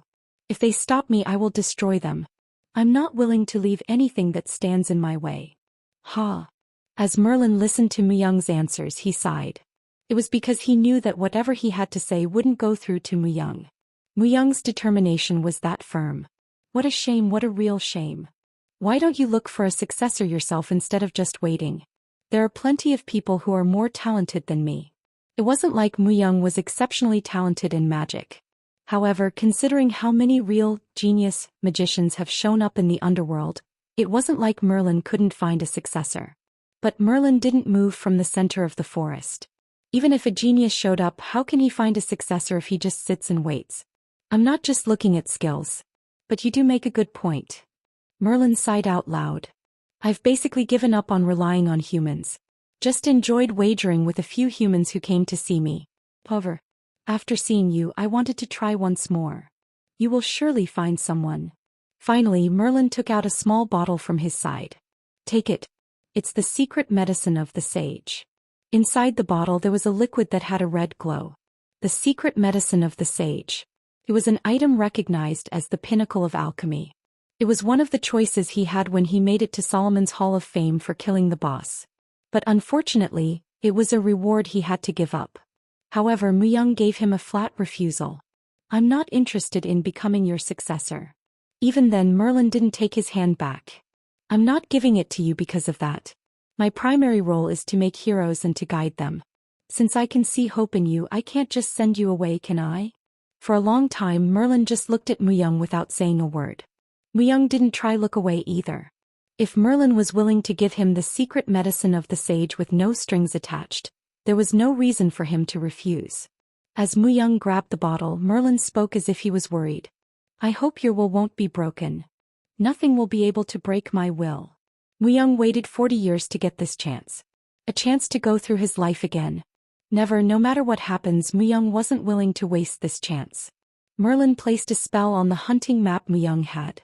It evolved to be an item that allowed him to move without getting lost, at least in Blue Temple. Afterwards, Muyang headed out on his own. Although he could feel the lingering gaze of Merlin, he knew that if they were to stay together, they would only grow to become more attached to each other. On his way back, Muyang killed monsters and used his Art of Death skill to increase his level of understanding. Sure. The completed undead looked at Muyang while flicking its tongue. After wildly mixing the corpses of a monkey monster and a red salamander, he received an art score of 5. Just mixing them won't do. Muyang lived the past 40 years as an assassin. Perhaps the little artistic sense he may have had in the past had already disappeared by now. He rubbed his chin. How to get a higher score? However, the stronger a class was, the more difficult it was to master. If he carefully experimented, he would be able to laugh at the face of necromancers. I should make a skeleton by carving out the bones. Instead of connecting monsters' body parts to create a zombie, wouldn't it be better to create a skeleton by carving out its bones? Myung first looked for materials. If the materials were good, it would have a better compensation effect. And it was making a soldier out of bones. He couldn't just use the random bones of monsters. He needed the sturdiest bones possible. If I remember correctly, there were cannibalistic elephants around here. He thought of the elephants that lived in the forest of the Blue Temple. These elephants that had robust frames and huge ivory tusks were very hard to find as there were only a few. Cases of them being found were very rare. Even in the case that they were found, it was difficult for someone to fight them alone. However, Myung had the map Merlin had placed a spell on. Also, Myung wasn't just an ordinary person. In the underworld he might have been a weakling, but at Blue Temple he was one of the strongest. Myung quickly moved his steps and entered the territory of the cannibalistic elephants. He was able to witness 4 elephants drinking water near a lake. Unlike regular elephants, cannibalistic elephants did not normally move in groups. The most they moved as a family. But they were aggressive and were known to enjoy fights. If you approached them carelessly, you might suddenly get attacked by them. Myung carefully stalked the elephant family, and at the moment an elephant was by itself, he rushed in. Tralala. The elephant who discovered Myung screamed out loud. It was because Myung swiftly went on top of the elephant to stab its neck with anguish. The elephant constantly shook its body, but it was useless as Myung was stuck to him like a glue. Thump. As soon as anguish had sucked out all of its blood, the elephant collapsed onto the ground. Myung wiped his forehead. I think I also need the cartilages and the tendons. He couldn't make a skeleton with just its ivory tusks. He needed enough cartilage and tendons to connect the bones to make a proper shape. However, Myung didn't have enough time to dissect the enormous elephant by parts, as the other elephants may discover and attack him. Remove the skin. Freep. Growl. Myung wasn't alone. The giant undead serpent and the undead salamander monkey followed Myung's order and started to move slowly. The serpent swallowed a big chunk and spat it out, while the monkey used his dull sword to slice the skin off. They were slow, but it was much faster than Myung doing it alone. Myung started to dissect the elephant and left the useful parts aside. When he had gathered enough bones to create a skeleton, he finished by cutting off its ivory tusks. He wasn't done just because he had collected enough materials. A lot of knowledge and effort was required in slicing the tusks to make a skeleton. It was fortunate that he knew the anatomy of a human body better than anyone else, but it was hard work to carve the tusks into bones. Freep. Freep. After moving to a safe area, Myung started to cut the tusks inside an empty cave. If he had a sharp chisel, it would have made the job much easier, but all he had was axe to carefully carve the tusks. The axe was one of the items he grabbed while he was massacring the monsters with Merlin protecting him. It seemed like a waste to throw it out, but as he didn't really need it, he kept it in his infinity pouch. Carving wasn't hard to do. All he had to do was concentrate his strength and scratch along the grain. This is an interesting experience. He chuckled out loud. Something he had never done. It wasn't a bad feeling. It must be because you get stronger by learning things you didn't know and by overcoming them. It wasn't bad for Myung to experience these things. It's probably better to make it a bit different than just having it shaped like a normal human. Didn't he just have to make it as beautiful as he could? To Myung, art was beauty. He thought that his concept wasn't bad. Scrape. Scrape. Myung's hands slowly moved faster. As he started to shape the bones and piece together the pieces, more than half of a day had passed. Myung nodded as he was satisfied with his finished work. A skeleton with small wings was laid out on the ground. As Myung activated Art of Death, a dark aura emitted from Myung's hand and wrapped around the skeleton. Rattle. Rattle. Skeleton stood up awkwardly. As Myung looked at the skeleton, he found out that the bilateral symmetry was slightly off. It was the first time he had made anything. He couldn't be satisfied on his first try. As if handicapped, the skeleton walked while dragging its right foot. A score of 15. It couldn't be considered as a high score, but compared to the serpent or the monkey it was much better. Its stats were also quite decent. Maybe it was because he made it with the tusks of the elephant, but its strength was high. This should be similar to a typical undead. Take this. It was the axe I used to make you. Myung handed the axe he used to carve the tusks. Since the skeleton had a high level of strength, it was perfect for it. Crack. It made weird noises as it reached out to grab the axe. The temple was calm. The survivors, including Taehwan, gulped down their saliva as they blocked the entrance of the temple. 20 days had passed since they had first arrived. He had heard from Muyang that there would be a boss battle every 10 days. If that was true, then today was the day a strong boss would make an appearance. Taehwan looked around. 15 survivors. Almost no one had died since the 10th day. It was due to Taehwan's leadership and his shield. However, today Taehwan was nervous. Thump, thump. Soon after, a huge monster appeared heading towards the entrance as the ground shook. A goblin? Everyone was puzzled after seeing it. It was 2.5 m tall, one-eyed monster with a small horn on its forehead, holding a large club. Whoever looked at it was reminded of a goblin. It seemed to be a female considering her large breasts. It was the first time they faced a human-like monster. Gah! The goblin ran towards them while screaming out loud. Let's act calmly. As usual, just attack behind me. The very first to act was Taehwan with his shield of eradication. The only reason why there weren't many casualties was because Taehwan stood and blocked the front. But the conditions weren't great this time. The shield of eradication's toughness buff worked when there were numerous of enemies. But there was only one goblin. Thump. Gwaff. It was only a single attack. But it felt like his arm was being shattered. Taehwan clenched his teeth. As if it was unexpected, the goblin tilted her head. At that moment, a rain of arrows flew towards her. However, a fog-like shield was formed beside the goblin and all the arrows bounced off. Ah! As expected, the boss is different. It was on a different level than normal monsters. Even against Rolaka, it was Muyang who killed the boss himself. Thump, thump, thump. Taehwan was at his limit after blocking a few more of the goblin's attacks. Crack. He wasn't able to handle her attack any longer and his bones snapped. Damn it! He felt like he was going to faint. Holding his right arm, he dropped onto the ground. The goblin slowly approached him. If only Hyungnim was here. Although he had made a resolution to protect the others by himself, there was a limit to his abilities. Soon the goblin tried to smash Taehwan's head off with her club. Taehwan closed his eyes. Fuck. He only heard a noise, his head wasn't split open. Taehwan opened his eyes and saw an odd sight. A serpent. A huge serpent was wrapped around the goblin. Wah, wah. The enraged goblin held the serpent by its neck. She then threw the serpent on the ground and started to rip its body apart with her bare hands. Swing. Thump. At that moment, a dagger flew straight towards the goblin's head and embedded itself into the back of her head. As if the barrier didn't work properly, the goblin's body started to wobble. And then he appeared. Lowering his body as low as possible, he ran at an incredible speed, then flew up and sliced the neck of the goblin. Hyungnim. Goblins can't produce a barrier if they can't see where an attack is coming from. Aim for her back or her neck. Your back. Taehwan leaned forward and attempted to get up to greet him, but Muyang stopped him. This isn't the end. A male is going to show up soon. Gawawahia.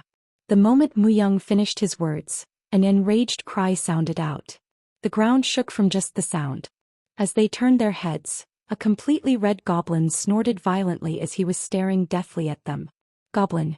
This goblin was different from the virtuous goblins that appeared in folk tales. There were a variety of goblins in the underworld, however, all of them were strong, yet savage and cruel. The reddening of the skin when angry is the special trait of blaze goblins. Among goblins, blaze goblins were known for their foul temper. It seemed like the previously killed goblin was his mate. The goblin was angrier than he had ever been before. The goblin brandished its giant club. Soon a black fog formed above the goblin. Blaze. A flame created from the fog flew in the direction of Muyang. Since he was aware of what kind of attack he was going to make, it wasn't hard avoiding it. However, he wasn't finished with just one attack. Blaze. Blaze. In a moment, his surroundings became a sea of flames. Back off. Muyang grasped anguish. The flames of a blaze goblin weren't the kind that could be easily put out. Until the anger of the blaze goblin died down, the flames would endlessly burn everything in its surroundings. It will help you. Muyang glanced at Taehwan's current condition. The hand holding his shield was broken and his muscles were very distorted. If he pushed himself too hard in his current condition, his arm would have to be amputated. Slam. Muyang kicked Taehwan's body. Get lost. You aren't of any help. This was the truth. By needlessly pushing himself, he could end up being a hindrance in Muyang's battle. Also, it was better to face the Blaze Goblin by himself than with a group. Muyang forcefully cut the neck of the dead female goblin with the dagger embedded in her head. He then held the female goblin's head in his hands. "Do you want her?" Grah. Grah. As his mate's corpse was desecrated, the Blaze Goblin's red skin incomparably reddened. Excluding the Goblin King, all goblins had lifelong mates. They were devoted to each other and spent their lives together.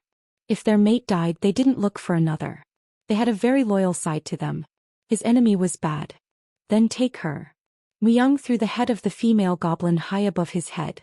When the Blaze Goblin moved to catch his mate's head, Muyang threw the dagger, predicting where the head would land, and quickly rushed out. Others may look at this and curse and point their fingers. However, Muyang held the opinion of doing whatever it takes to win. Someone who is only kind will die. Only because Muyang knew to use any weakness, he was able to survive as the greatest assassin.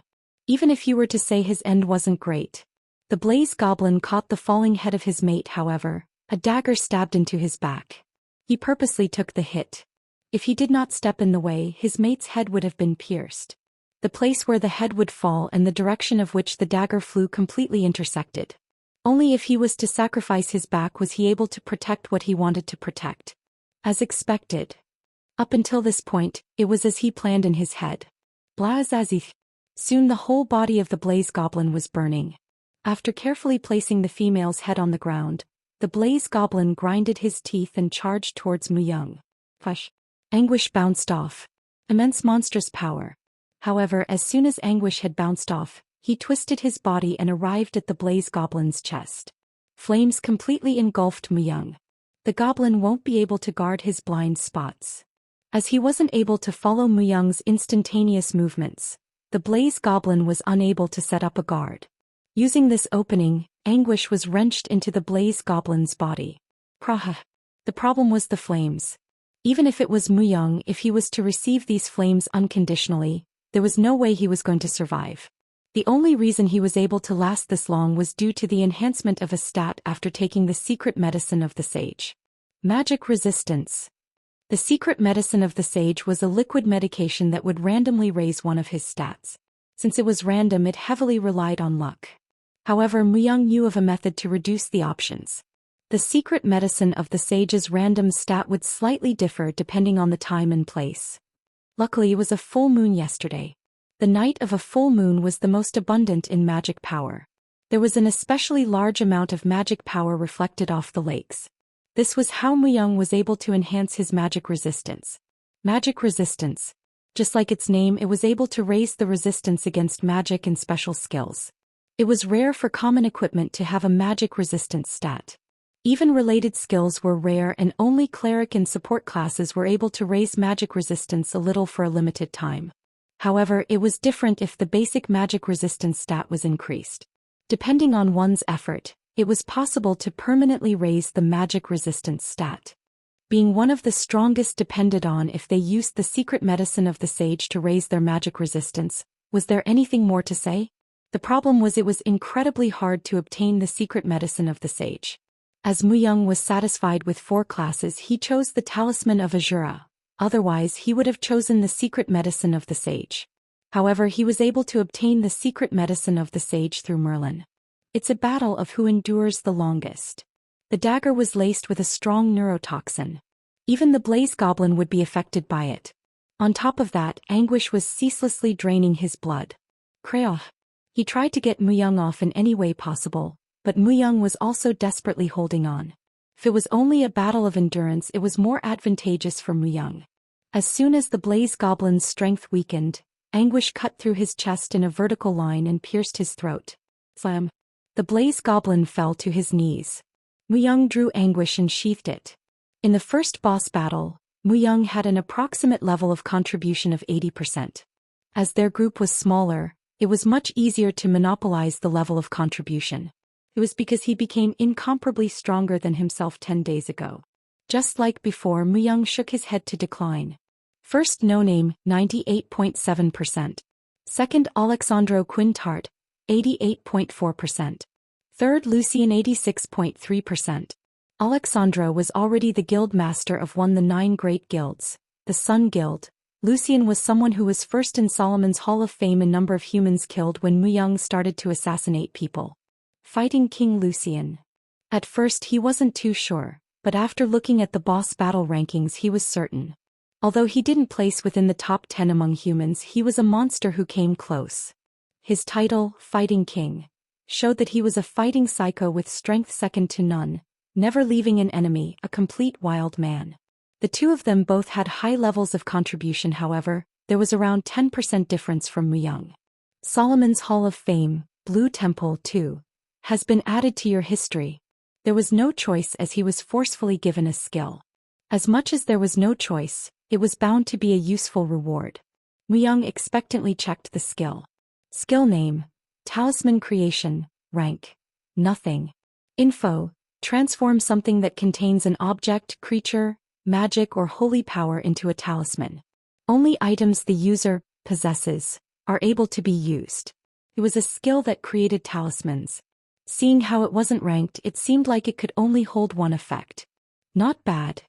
Depending on how the skill was used, it was better than most high-ranking items. Its usability was a bit broader than the Infinity Pouch. In the very least, Infinity Pouch had a size constraint and could not hold living creatures. However, Talisman Creation could accommodate a larger variety. Something containing magic or holy power, I guess these mean skills. This was the part that received most of his attention. If it was possible, it meant that he was able to convert the priest's blessing into a single-use talisman and use it during hunts. Also, it would be useful for hiding things. Simply put, its uses were limitless. Muyang lowered his head and gazed at the Blaze Goblin. The hand of the Blaze Goblin fell in the direction of the female goblin. He could feel his will to be together even in death. I'll do as you wish. A Blaze Goblin was the best material he could use currently. Muyang dragged the 2 corpses in an attempt to create an undead. Muyang built a simple log cabin near the temple and locked himself inside. There was no one who would bother him now. In fact, there were quite a few that were happy with Muyang's return. In this place there was no one who could hunt the boss by themselves. No, even facing the monster raid every day was too much. However, Muyang would be able to take care of these by himself. If for a while they struggled to live with Muyang, they were able to be more relaxed. There were even a lot of people leaving food in front of Muyang's cabin. Going beyond leaning against Muyang, there were some who started to revere his power. Also, there was a rumor Muyang was able to handle death. This rumor started from the skeleton and zombie guarding his cabin. The mixture of fear and awe made some even deify Muyang. 1.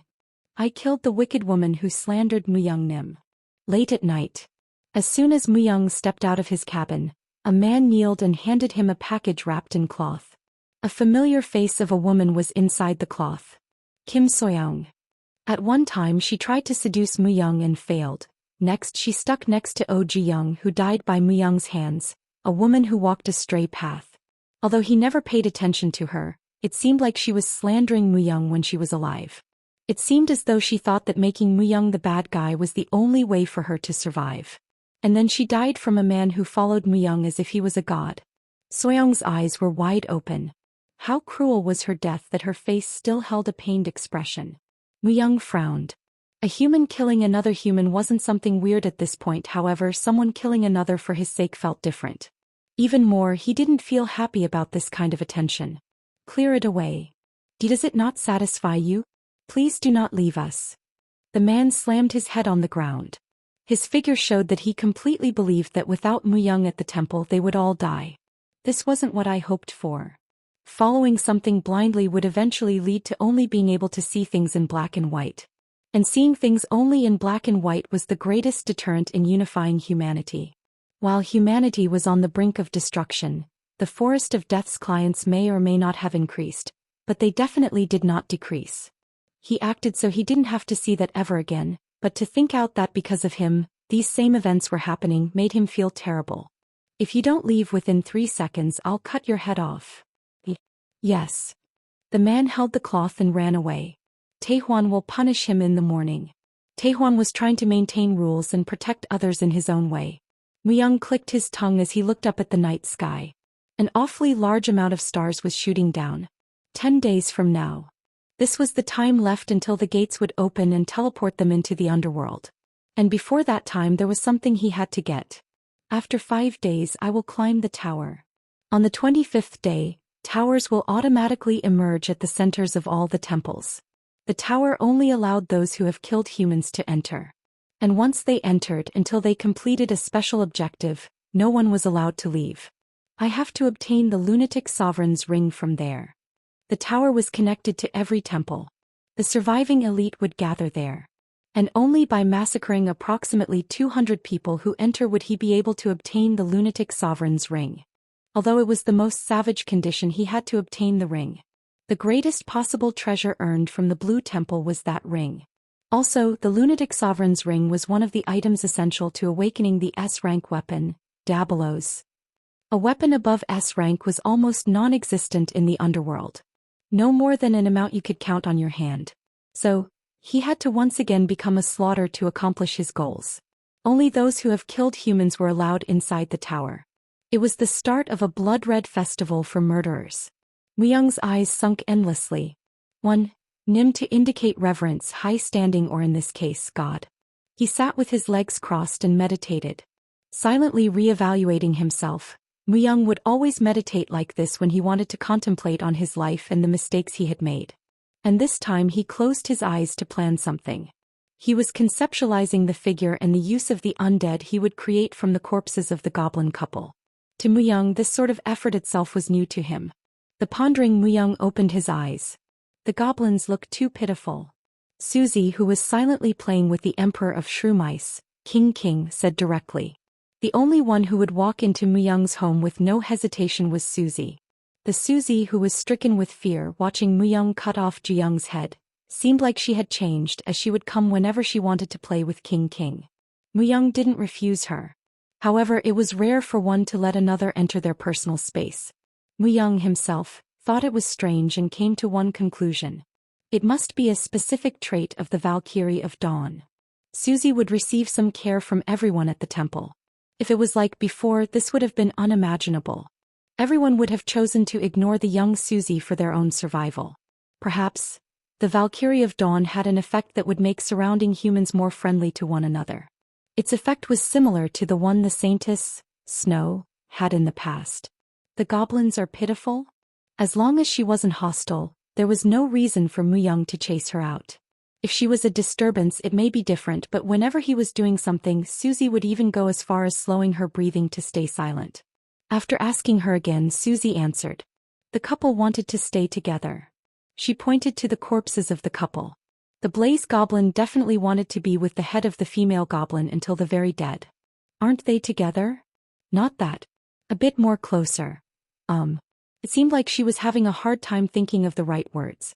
However, he understood the gist of her intention. Muyang motionlessly stared at the two goblins. There are trees that fuse to form a single tree as their branches tangle together. People called this phenomenon inosculation. Fuse them together? Combining the structures of similar goblins didn't seem like it would result in a more special undead. However, instead of replacing certain parts of the body, if he was to connect them, would it yield a better result? He had to make it so that the two bodies moved like one.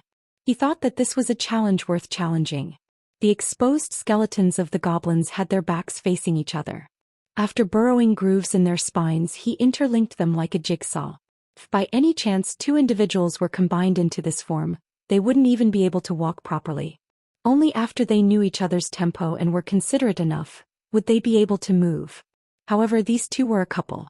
Even in death, the Blaze Goblin didn't hesitate to throw his body to protect the corpse of his mate. Although goblins were aggressive and cruel, their loyalty towards their mate was better than humans. Until they died, they would only care for a single goblin. I'll do as you wish. Although it was a simple job, he was satisfied. According to the Blaze Goblin's wishes, Muyang placed them as close together as possible. The head of the female was embedded in her chest. Soon after, Muyang raised his hands and casted the Art of Death skill. Finally, a short scene played in Muyang's head. The story of the two goblins unfolded like a movie.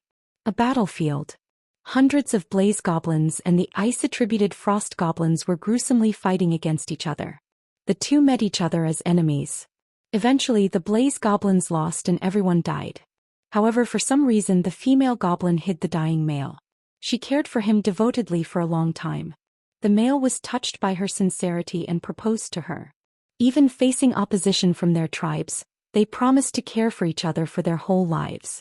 However, they could only run and escape from pursuit of their tribes. Perhaps it was inevitable that they ended up at the Blue Temple. Although they did die by Muyang's hands, they were at peace. Their love for each other would continue on in death. Plus can cast a mantle of fire and ice in a radius of 5 m. Plus can use the skills Flame Cannon and Ice Pillar. Plus very slow. Muyang read and reread the words for a long time. This work was incomparable to the previous works he had made. Creak.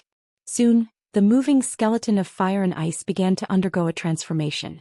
The empty sockets of the blaze goblin were filled with flames while frost began to settle on the whole body of the ice goblin. Honestly, Muyang's thoughts on the undead were simple. Quantity over quality.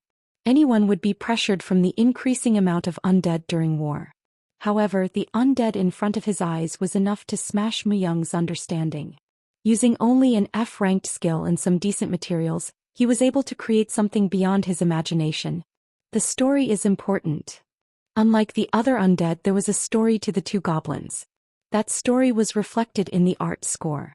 The combinations of undead he had seen in his dreams seemed to have been a trap. If I get a high score, does my skill rank up?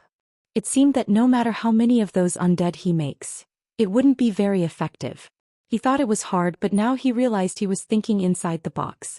Undead were monsters that shine depending on the death of the living. Obviously, the focus should be placed on the stories of when they were living. It looks like it will be of some help. Muyang looked at the skeleton of fire and ice and nodded in satisfaction. Its stats weren't very different from his own. He felt that it could be of vital importance in the tower.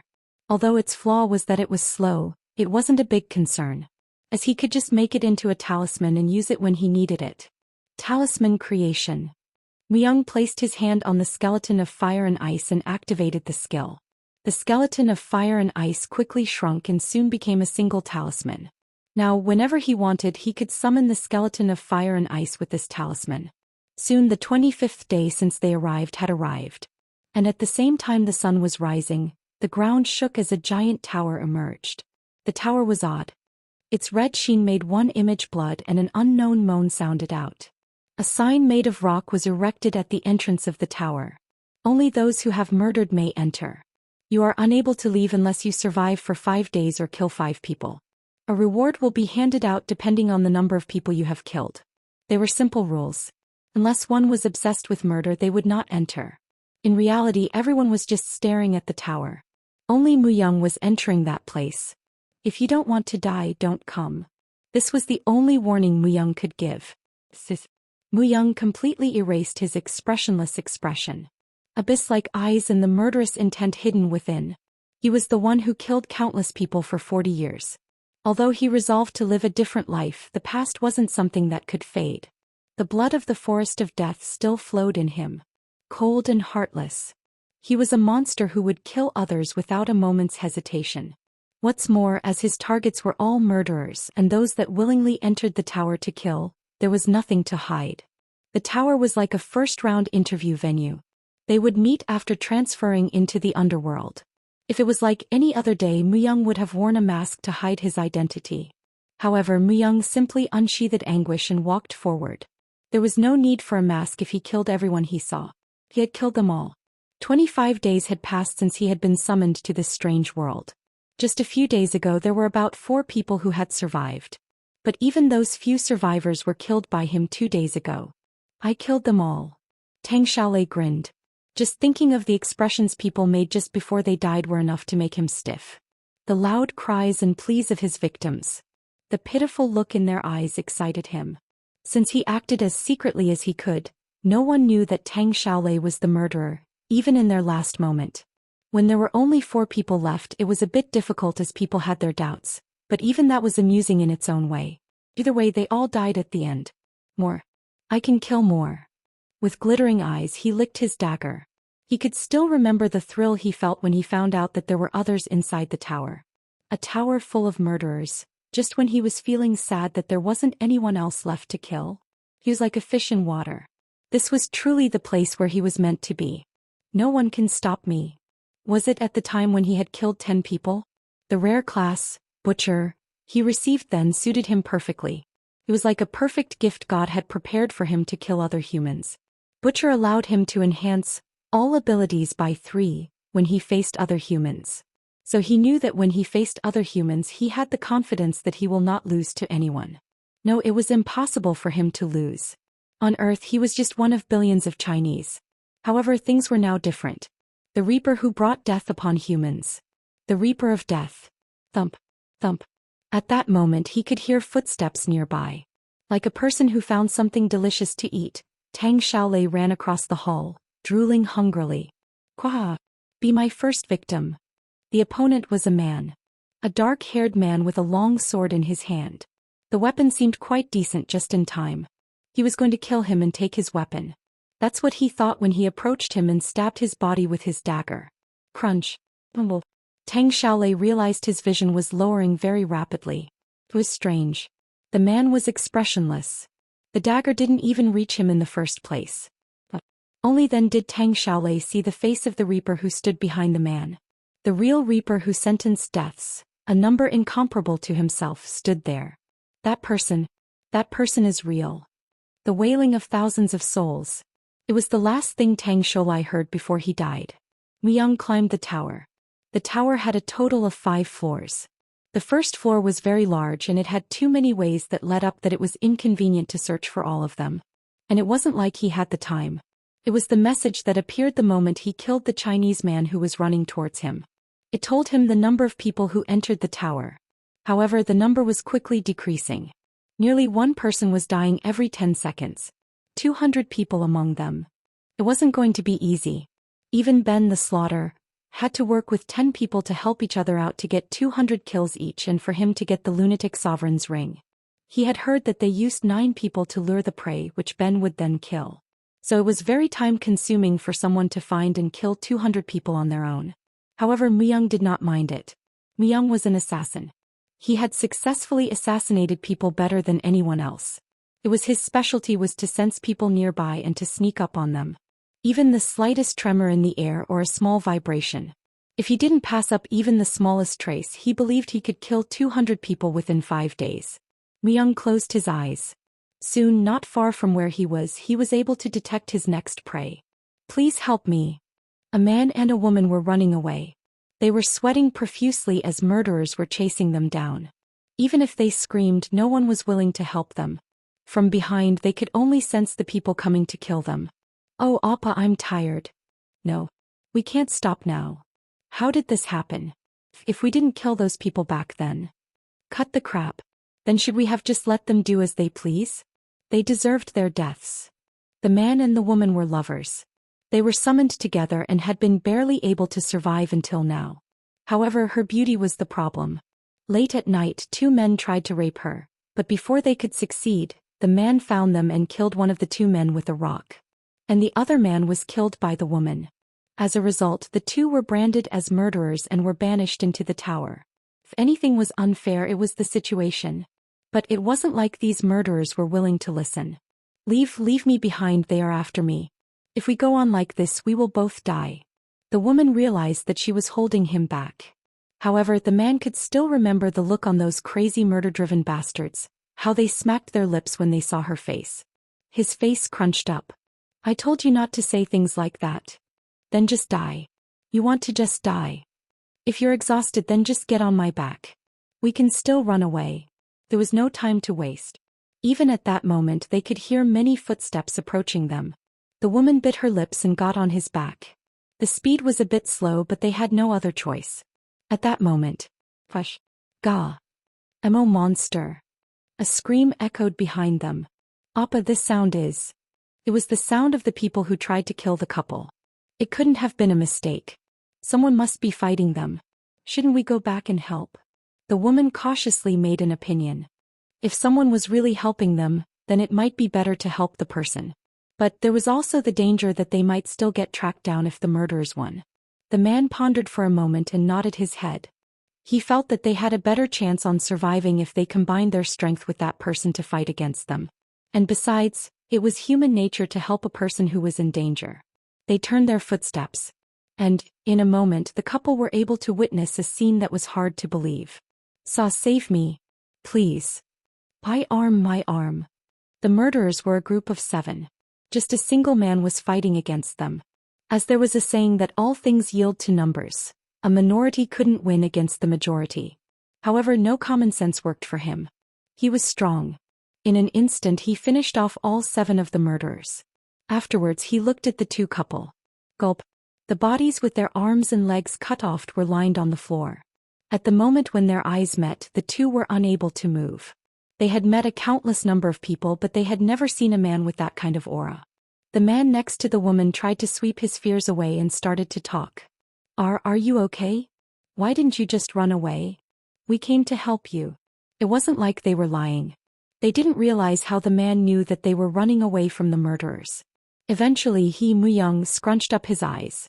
Affection could only be given by the strong. It was a truth they should have realized by surviving the 25 days. The affection spared on the weak could make the situation worse. Also, seeing the conditions of the couple, it didn't seem like they could last the 5 days.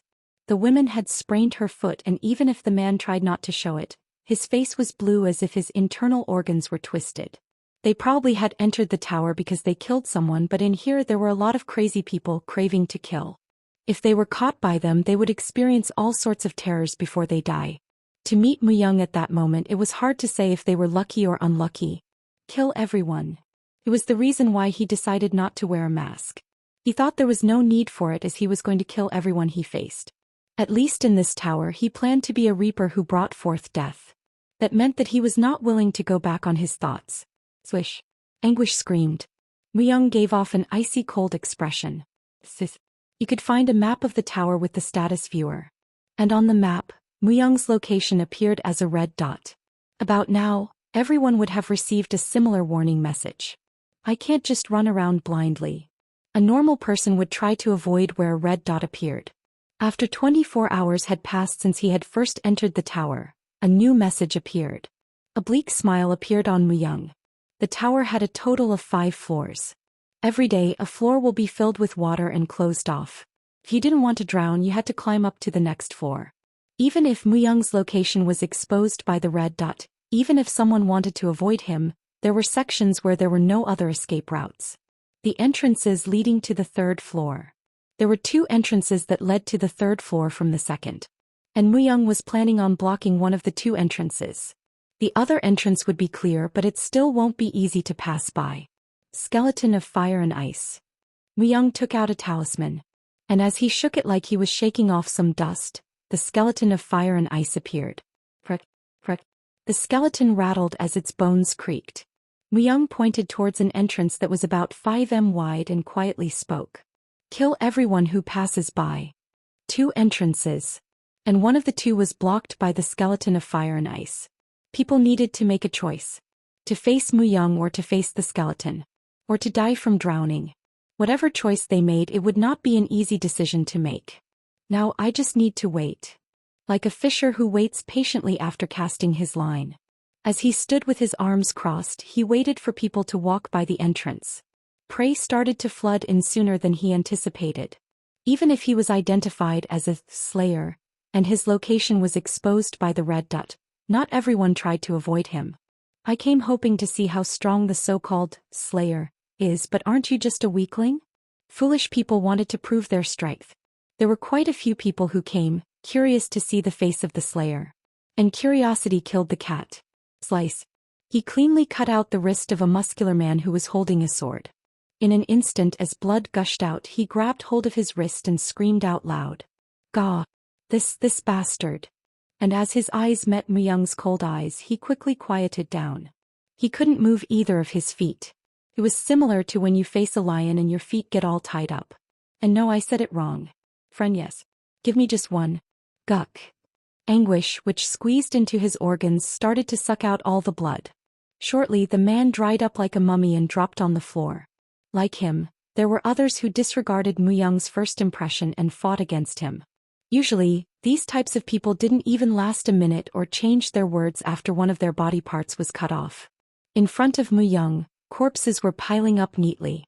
As the smell of blood overpowered the surroundings and thick blood was splattered all over the floor, Muyang cut up the corpses into smaller parts as best and as cruel he could, and arranged them in front of the entrance.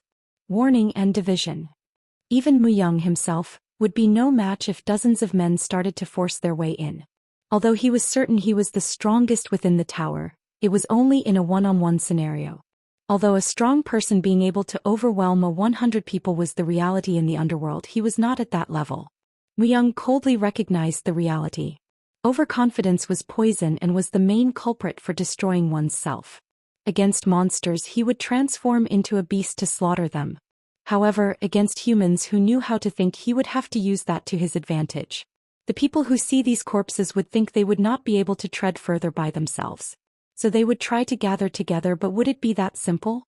If I kill 5 people I can leave. It was one of the conditions to leave the tower. It was the easiest condition to make people stricken with fear to divide. Unless someone who possessed an unrivaled charisma dropped down like a comet, it was certain they were going to divide. It would be the same at the other entrance. And because the skeleton of fire and ice was not human, they would get a taste the most primitive feelings of fear. Within these people there will be some who would try to force their way through. Although humans were rational, if they lost that rationality they will act recklessly.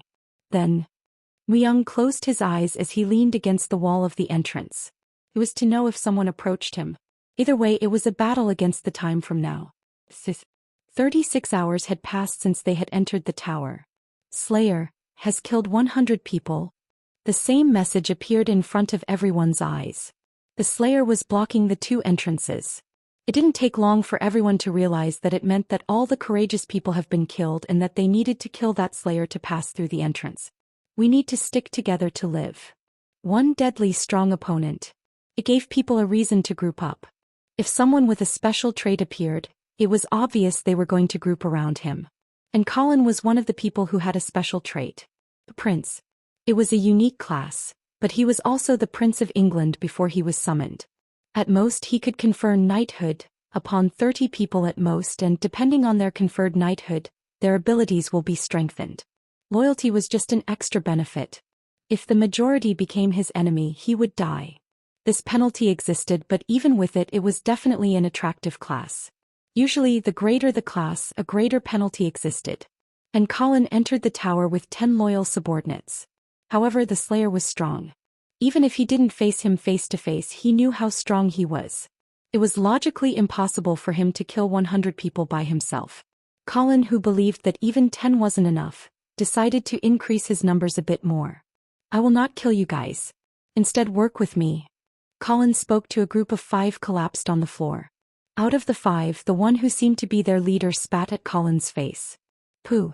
What kind of crap are you trying to pull? These bastards. You're all desperate to die, aren't you? A man beside Colin, who was wearing a full plate of armor, walked out. While holding a sword he tried to cut off their necks, but Colin stopped him. Sir Swin, I'm fine.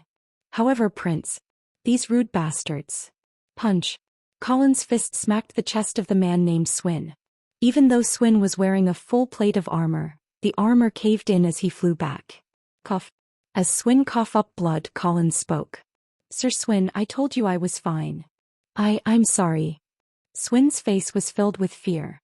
Even besides the unique class, Colin knew how and when to use his power properly to put others under his control. It could be said that he was born with the ability to rule over others. Therefore, in reality, the penalty was non-existent for him, as it was unlikely for more than half of his followers to betray him. The 5 who witnessed his strength only gulped their saliva. And then Colin resumed negotiations, smiling as he pressured them. Work with me. If you do, you will be able to enjoy all the glory. First it was just one person. Muyang sliced a man who was wildly running towards him. Next 2 people came at him. Afterwards 5. By then Muyang noticed what they were up to.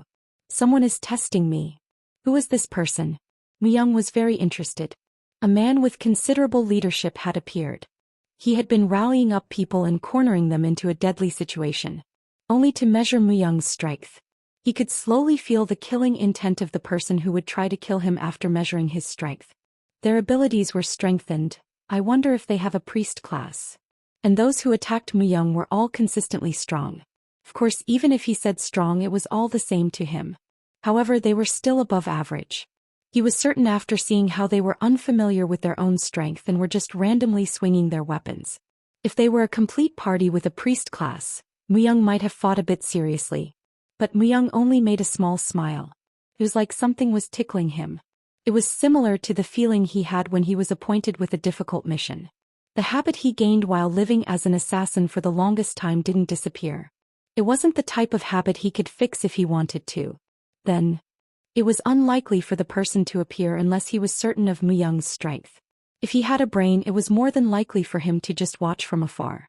Muyang couldn't approach him. Since he became a slayer, a warning will sound on the status viewer if he was to approach him. If he did, the enemy would hide even deeper. Push.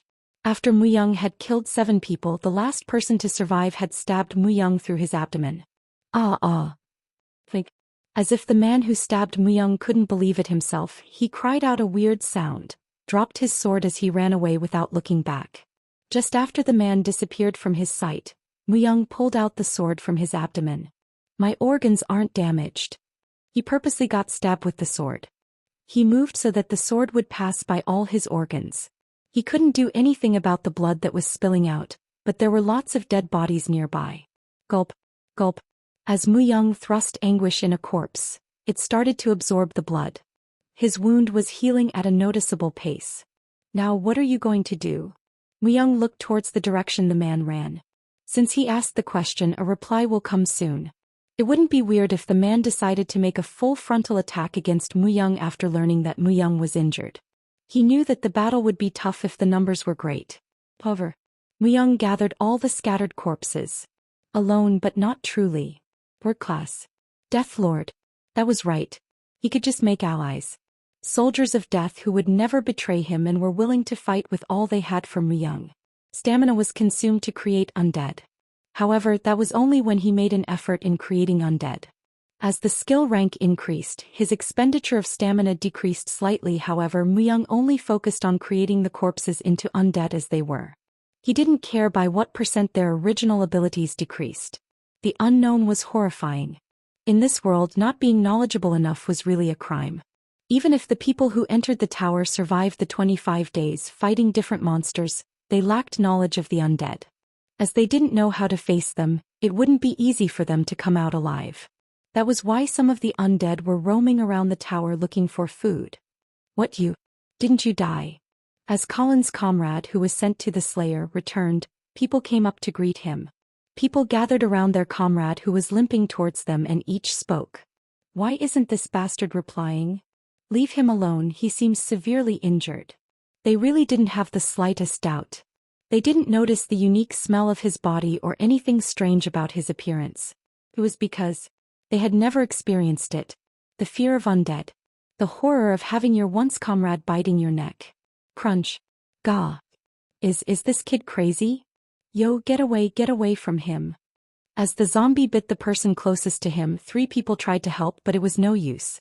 The lowest level among the undead, the zombie's only useful weapon was the strong biting strength of his jaws. Unless someone ripped apart his jaws, he would never let go of his prey. Only when the zombie decided to let go, did the man drop down on the ground with blood gushing out from his bitten neck. Gore. As the zombie made a half-gurgling sound as if he was mocking them, all 3 of them grabbed hold of their weapons. Fwing. It's a monster. It's not human. Only then did they grasp the magnitude of the problem. Afterwards the fight was dull. Until they realized that the zombie's weakness was his head, they continuously poked through its body until its body was a beehive. Ha ha ha. Fucking monster. Even when the zombie completely stopped moving, they kept kicking the corpse to vent their anger. Although they thought it was over, they didn't realize this was, in fact, the most dangerous moment. Grab. Gah. The man who was bitten by the zombie to death had come back alive. Sis. Muyang shook his head. 131 people. Muyang's record increased even when the undead killed humans. After he had reached 3rd place for killing over 90 people, it seemed he had reached a new record. If Muyang could remember correctly, the top score was made by Ben the Slaughterer, but the time period was different. Ben the Slaughterer hasn't been summoned yet. He needed to wait 3 more years for Ben, who received the lunatic sovereign's ring by killing more than 200 people, to be summoned. However, as Mu Young had already reached the top score, he was planning to continue increasing his kill count. Therefore, Ben the Slaughterer will probably not be able to set a new record. Blood Red Tower has been added to your history. 3rd place. Lucian 111 people. The reward will be given once he left the tower. Even if there weren't any extra messages, he didn't mind. Wang Chunglin. However, he couldn't help but frown as that name appeared in the records. Wang Chunglin. It was the real name of the chief who led the Forest of Death. Out of hundreds of assassins, Mu Young was the only one who knew the real name of the chief. He was truly a shadow as he existed in the boundaries of this world. If Mu Young didn't break through his brainwashing, he wouldn't have known the chief's real name in his lifetime. Crunch. From the current list of people Mu Young had to kill, Wang Chunglin was of course his top priority. Even now, he will be growing the Forest of Death as the people he had killed with his hands were unable to rest in peace and were in infinite pain. Like Mu Young in the past, there will be a continuous rise of people who are kidnapped and forced to perform these hell-like duties. Wait for me. For now it wasn't the right time. Mu Young was only given one chance. He wasn't as easygoing as to think he would be given another chance to return to the past. As his memories were clear, there was no way for Wang Chunglin to avoid death. Mu Young calmed his rage. In an instant his breathing returned to normal and his heartbeat became regular. It wasn't like he could fulfill his revenge right away. Instead he needed to focus on getting the lunatic sovereign's ring. Zombies have a high chance of infecting their prey. He couldn't say that the zombies themselves were strong. The time they could move was short and they rotted fast if they didn't continue to consume humans. However, because of their contagiousness, people needed to be alert. But those who were unaware of the undead were just good prey. The zombies were continuously increasing in numbers. Colin, that be asterisk t. He used us knowing we were gonna die. To the 3rd floor. It's impossible on the 2nd floor. The status viewer is ringing. The other entrance is being blocked by a skeleton. And the bastard called Slayer has a serious injury. We have a chance. Mu Young could sense 5 people fairly close by. The challengers approached, knowing that Mu Young the Slayer was at that location. They seemed to have made a detour after seeing the skeleton of fire and ice in front of the other entrance. They're starting to split up. He could sense that the group that was gathering people had started to break apart. And also that the person in the middle of all this was a man called Colin. His comrades who were killed by Mu Young would come back alive as undead only attack them. It seemed impossible for Colin to gain the trust of the people. It was like Mu Young had planned. He just quietly unsheathed anguish. Slayer has killed 150 people. Was it a safety measure? The alert level about Mu Young would change in intervals of 50 kills. And as he reached 150 people, he was recognized as the boss. As if it didn't want Mu Young to kill anymore. However, the number of people who came to the entrance to kill Mu Young had decreased over time. It couldn't be helped. There was no way that people would come crawling to a place if they knew it meant their deaths. It was because they all entered the tower to hunt, not to be hunted. Mu Young waited patiently. They didn't like the zombies, Mu Young, or the skeleton of fire and ice. Then he wondered, what kind of decision will people make? Escape. By killing 5 people they could leave the tower. It was an absolute proposition and their only way out. As people gathered, their selfishness tended to grow stronger. For now they will group up because of Colin, but it was only a matter of time. I should start moving. There was no point in blocking the entrance any further. Colin would most likely try to leave the place to save himself or to arrange an all-out attack on Mu Young since he was now recognized as the boss. It was foolish to just continue blocking an entrance. Zombies were now scattered all around the 2nd floor and through them he was able to figure out the location of the people. Mu Young just had to move. Their confusion will only increase if they hear that the Slayer had started to hunt. The decisions and the fates of those who were cornered were already decided. Beep, beep. An alert sounded from the status viewer. The red dot on the map was moving quickly. The movements of the Slayer who used to only guard the entrance made people nervous. Gah. People who faced the red dot were surely killed. The people who were still alive could only hear dying screams of the victims. People were frightened out of their senses. The combination of zombies and the Slayer were enough for them to lose their souls. In the end, someone had made a drastic decision. Cough. You. I'm sorry. If I just kill you I will have 5 kills. I don't want to die. They gathered because of Colin, but their priority was to survive. A bright light wrapped around the body of the man who stabbed his own comrade. And as if it was a lie, the man's body soon disappeared. The people who watched the scene felt as if the line they were holding on to broke free. The first time was always hard, but afterwards it would progressively get easier. Even so, the red dot kept moving. Die. Ah. The robust group made up of tens of people could only be shaken by the fear of death. But there was something he couldn't understand at all. They clearly said that the Slayer was severely injured. That he was stabbed with a sword and his blood was gushing out. However, the Slayer didn't even care about the zombies and kept moving. By him, a lot of people had died. There was only one thought that came up on everyone's mind. Is he a monster? A thought that it might be possible for him to not be human. A suspicion that he might even be controlling the zombies himself. Who the hell is the Slayer? Finally, someone screamed out. It was obvious. The person who told everyone that the Slayer was injured had ended up having a convulsive death. The messages that popped in front of the people were the only way for them to learn about the Slayer.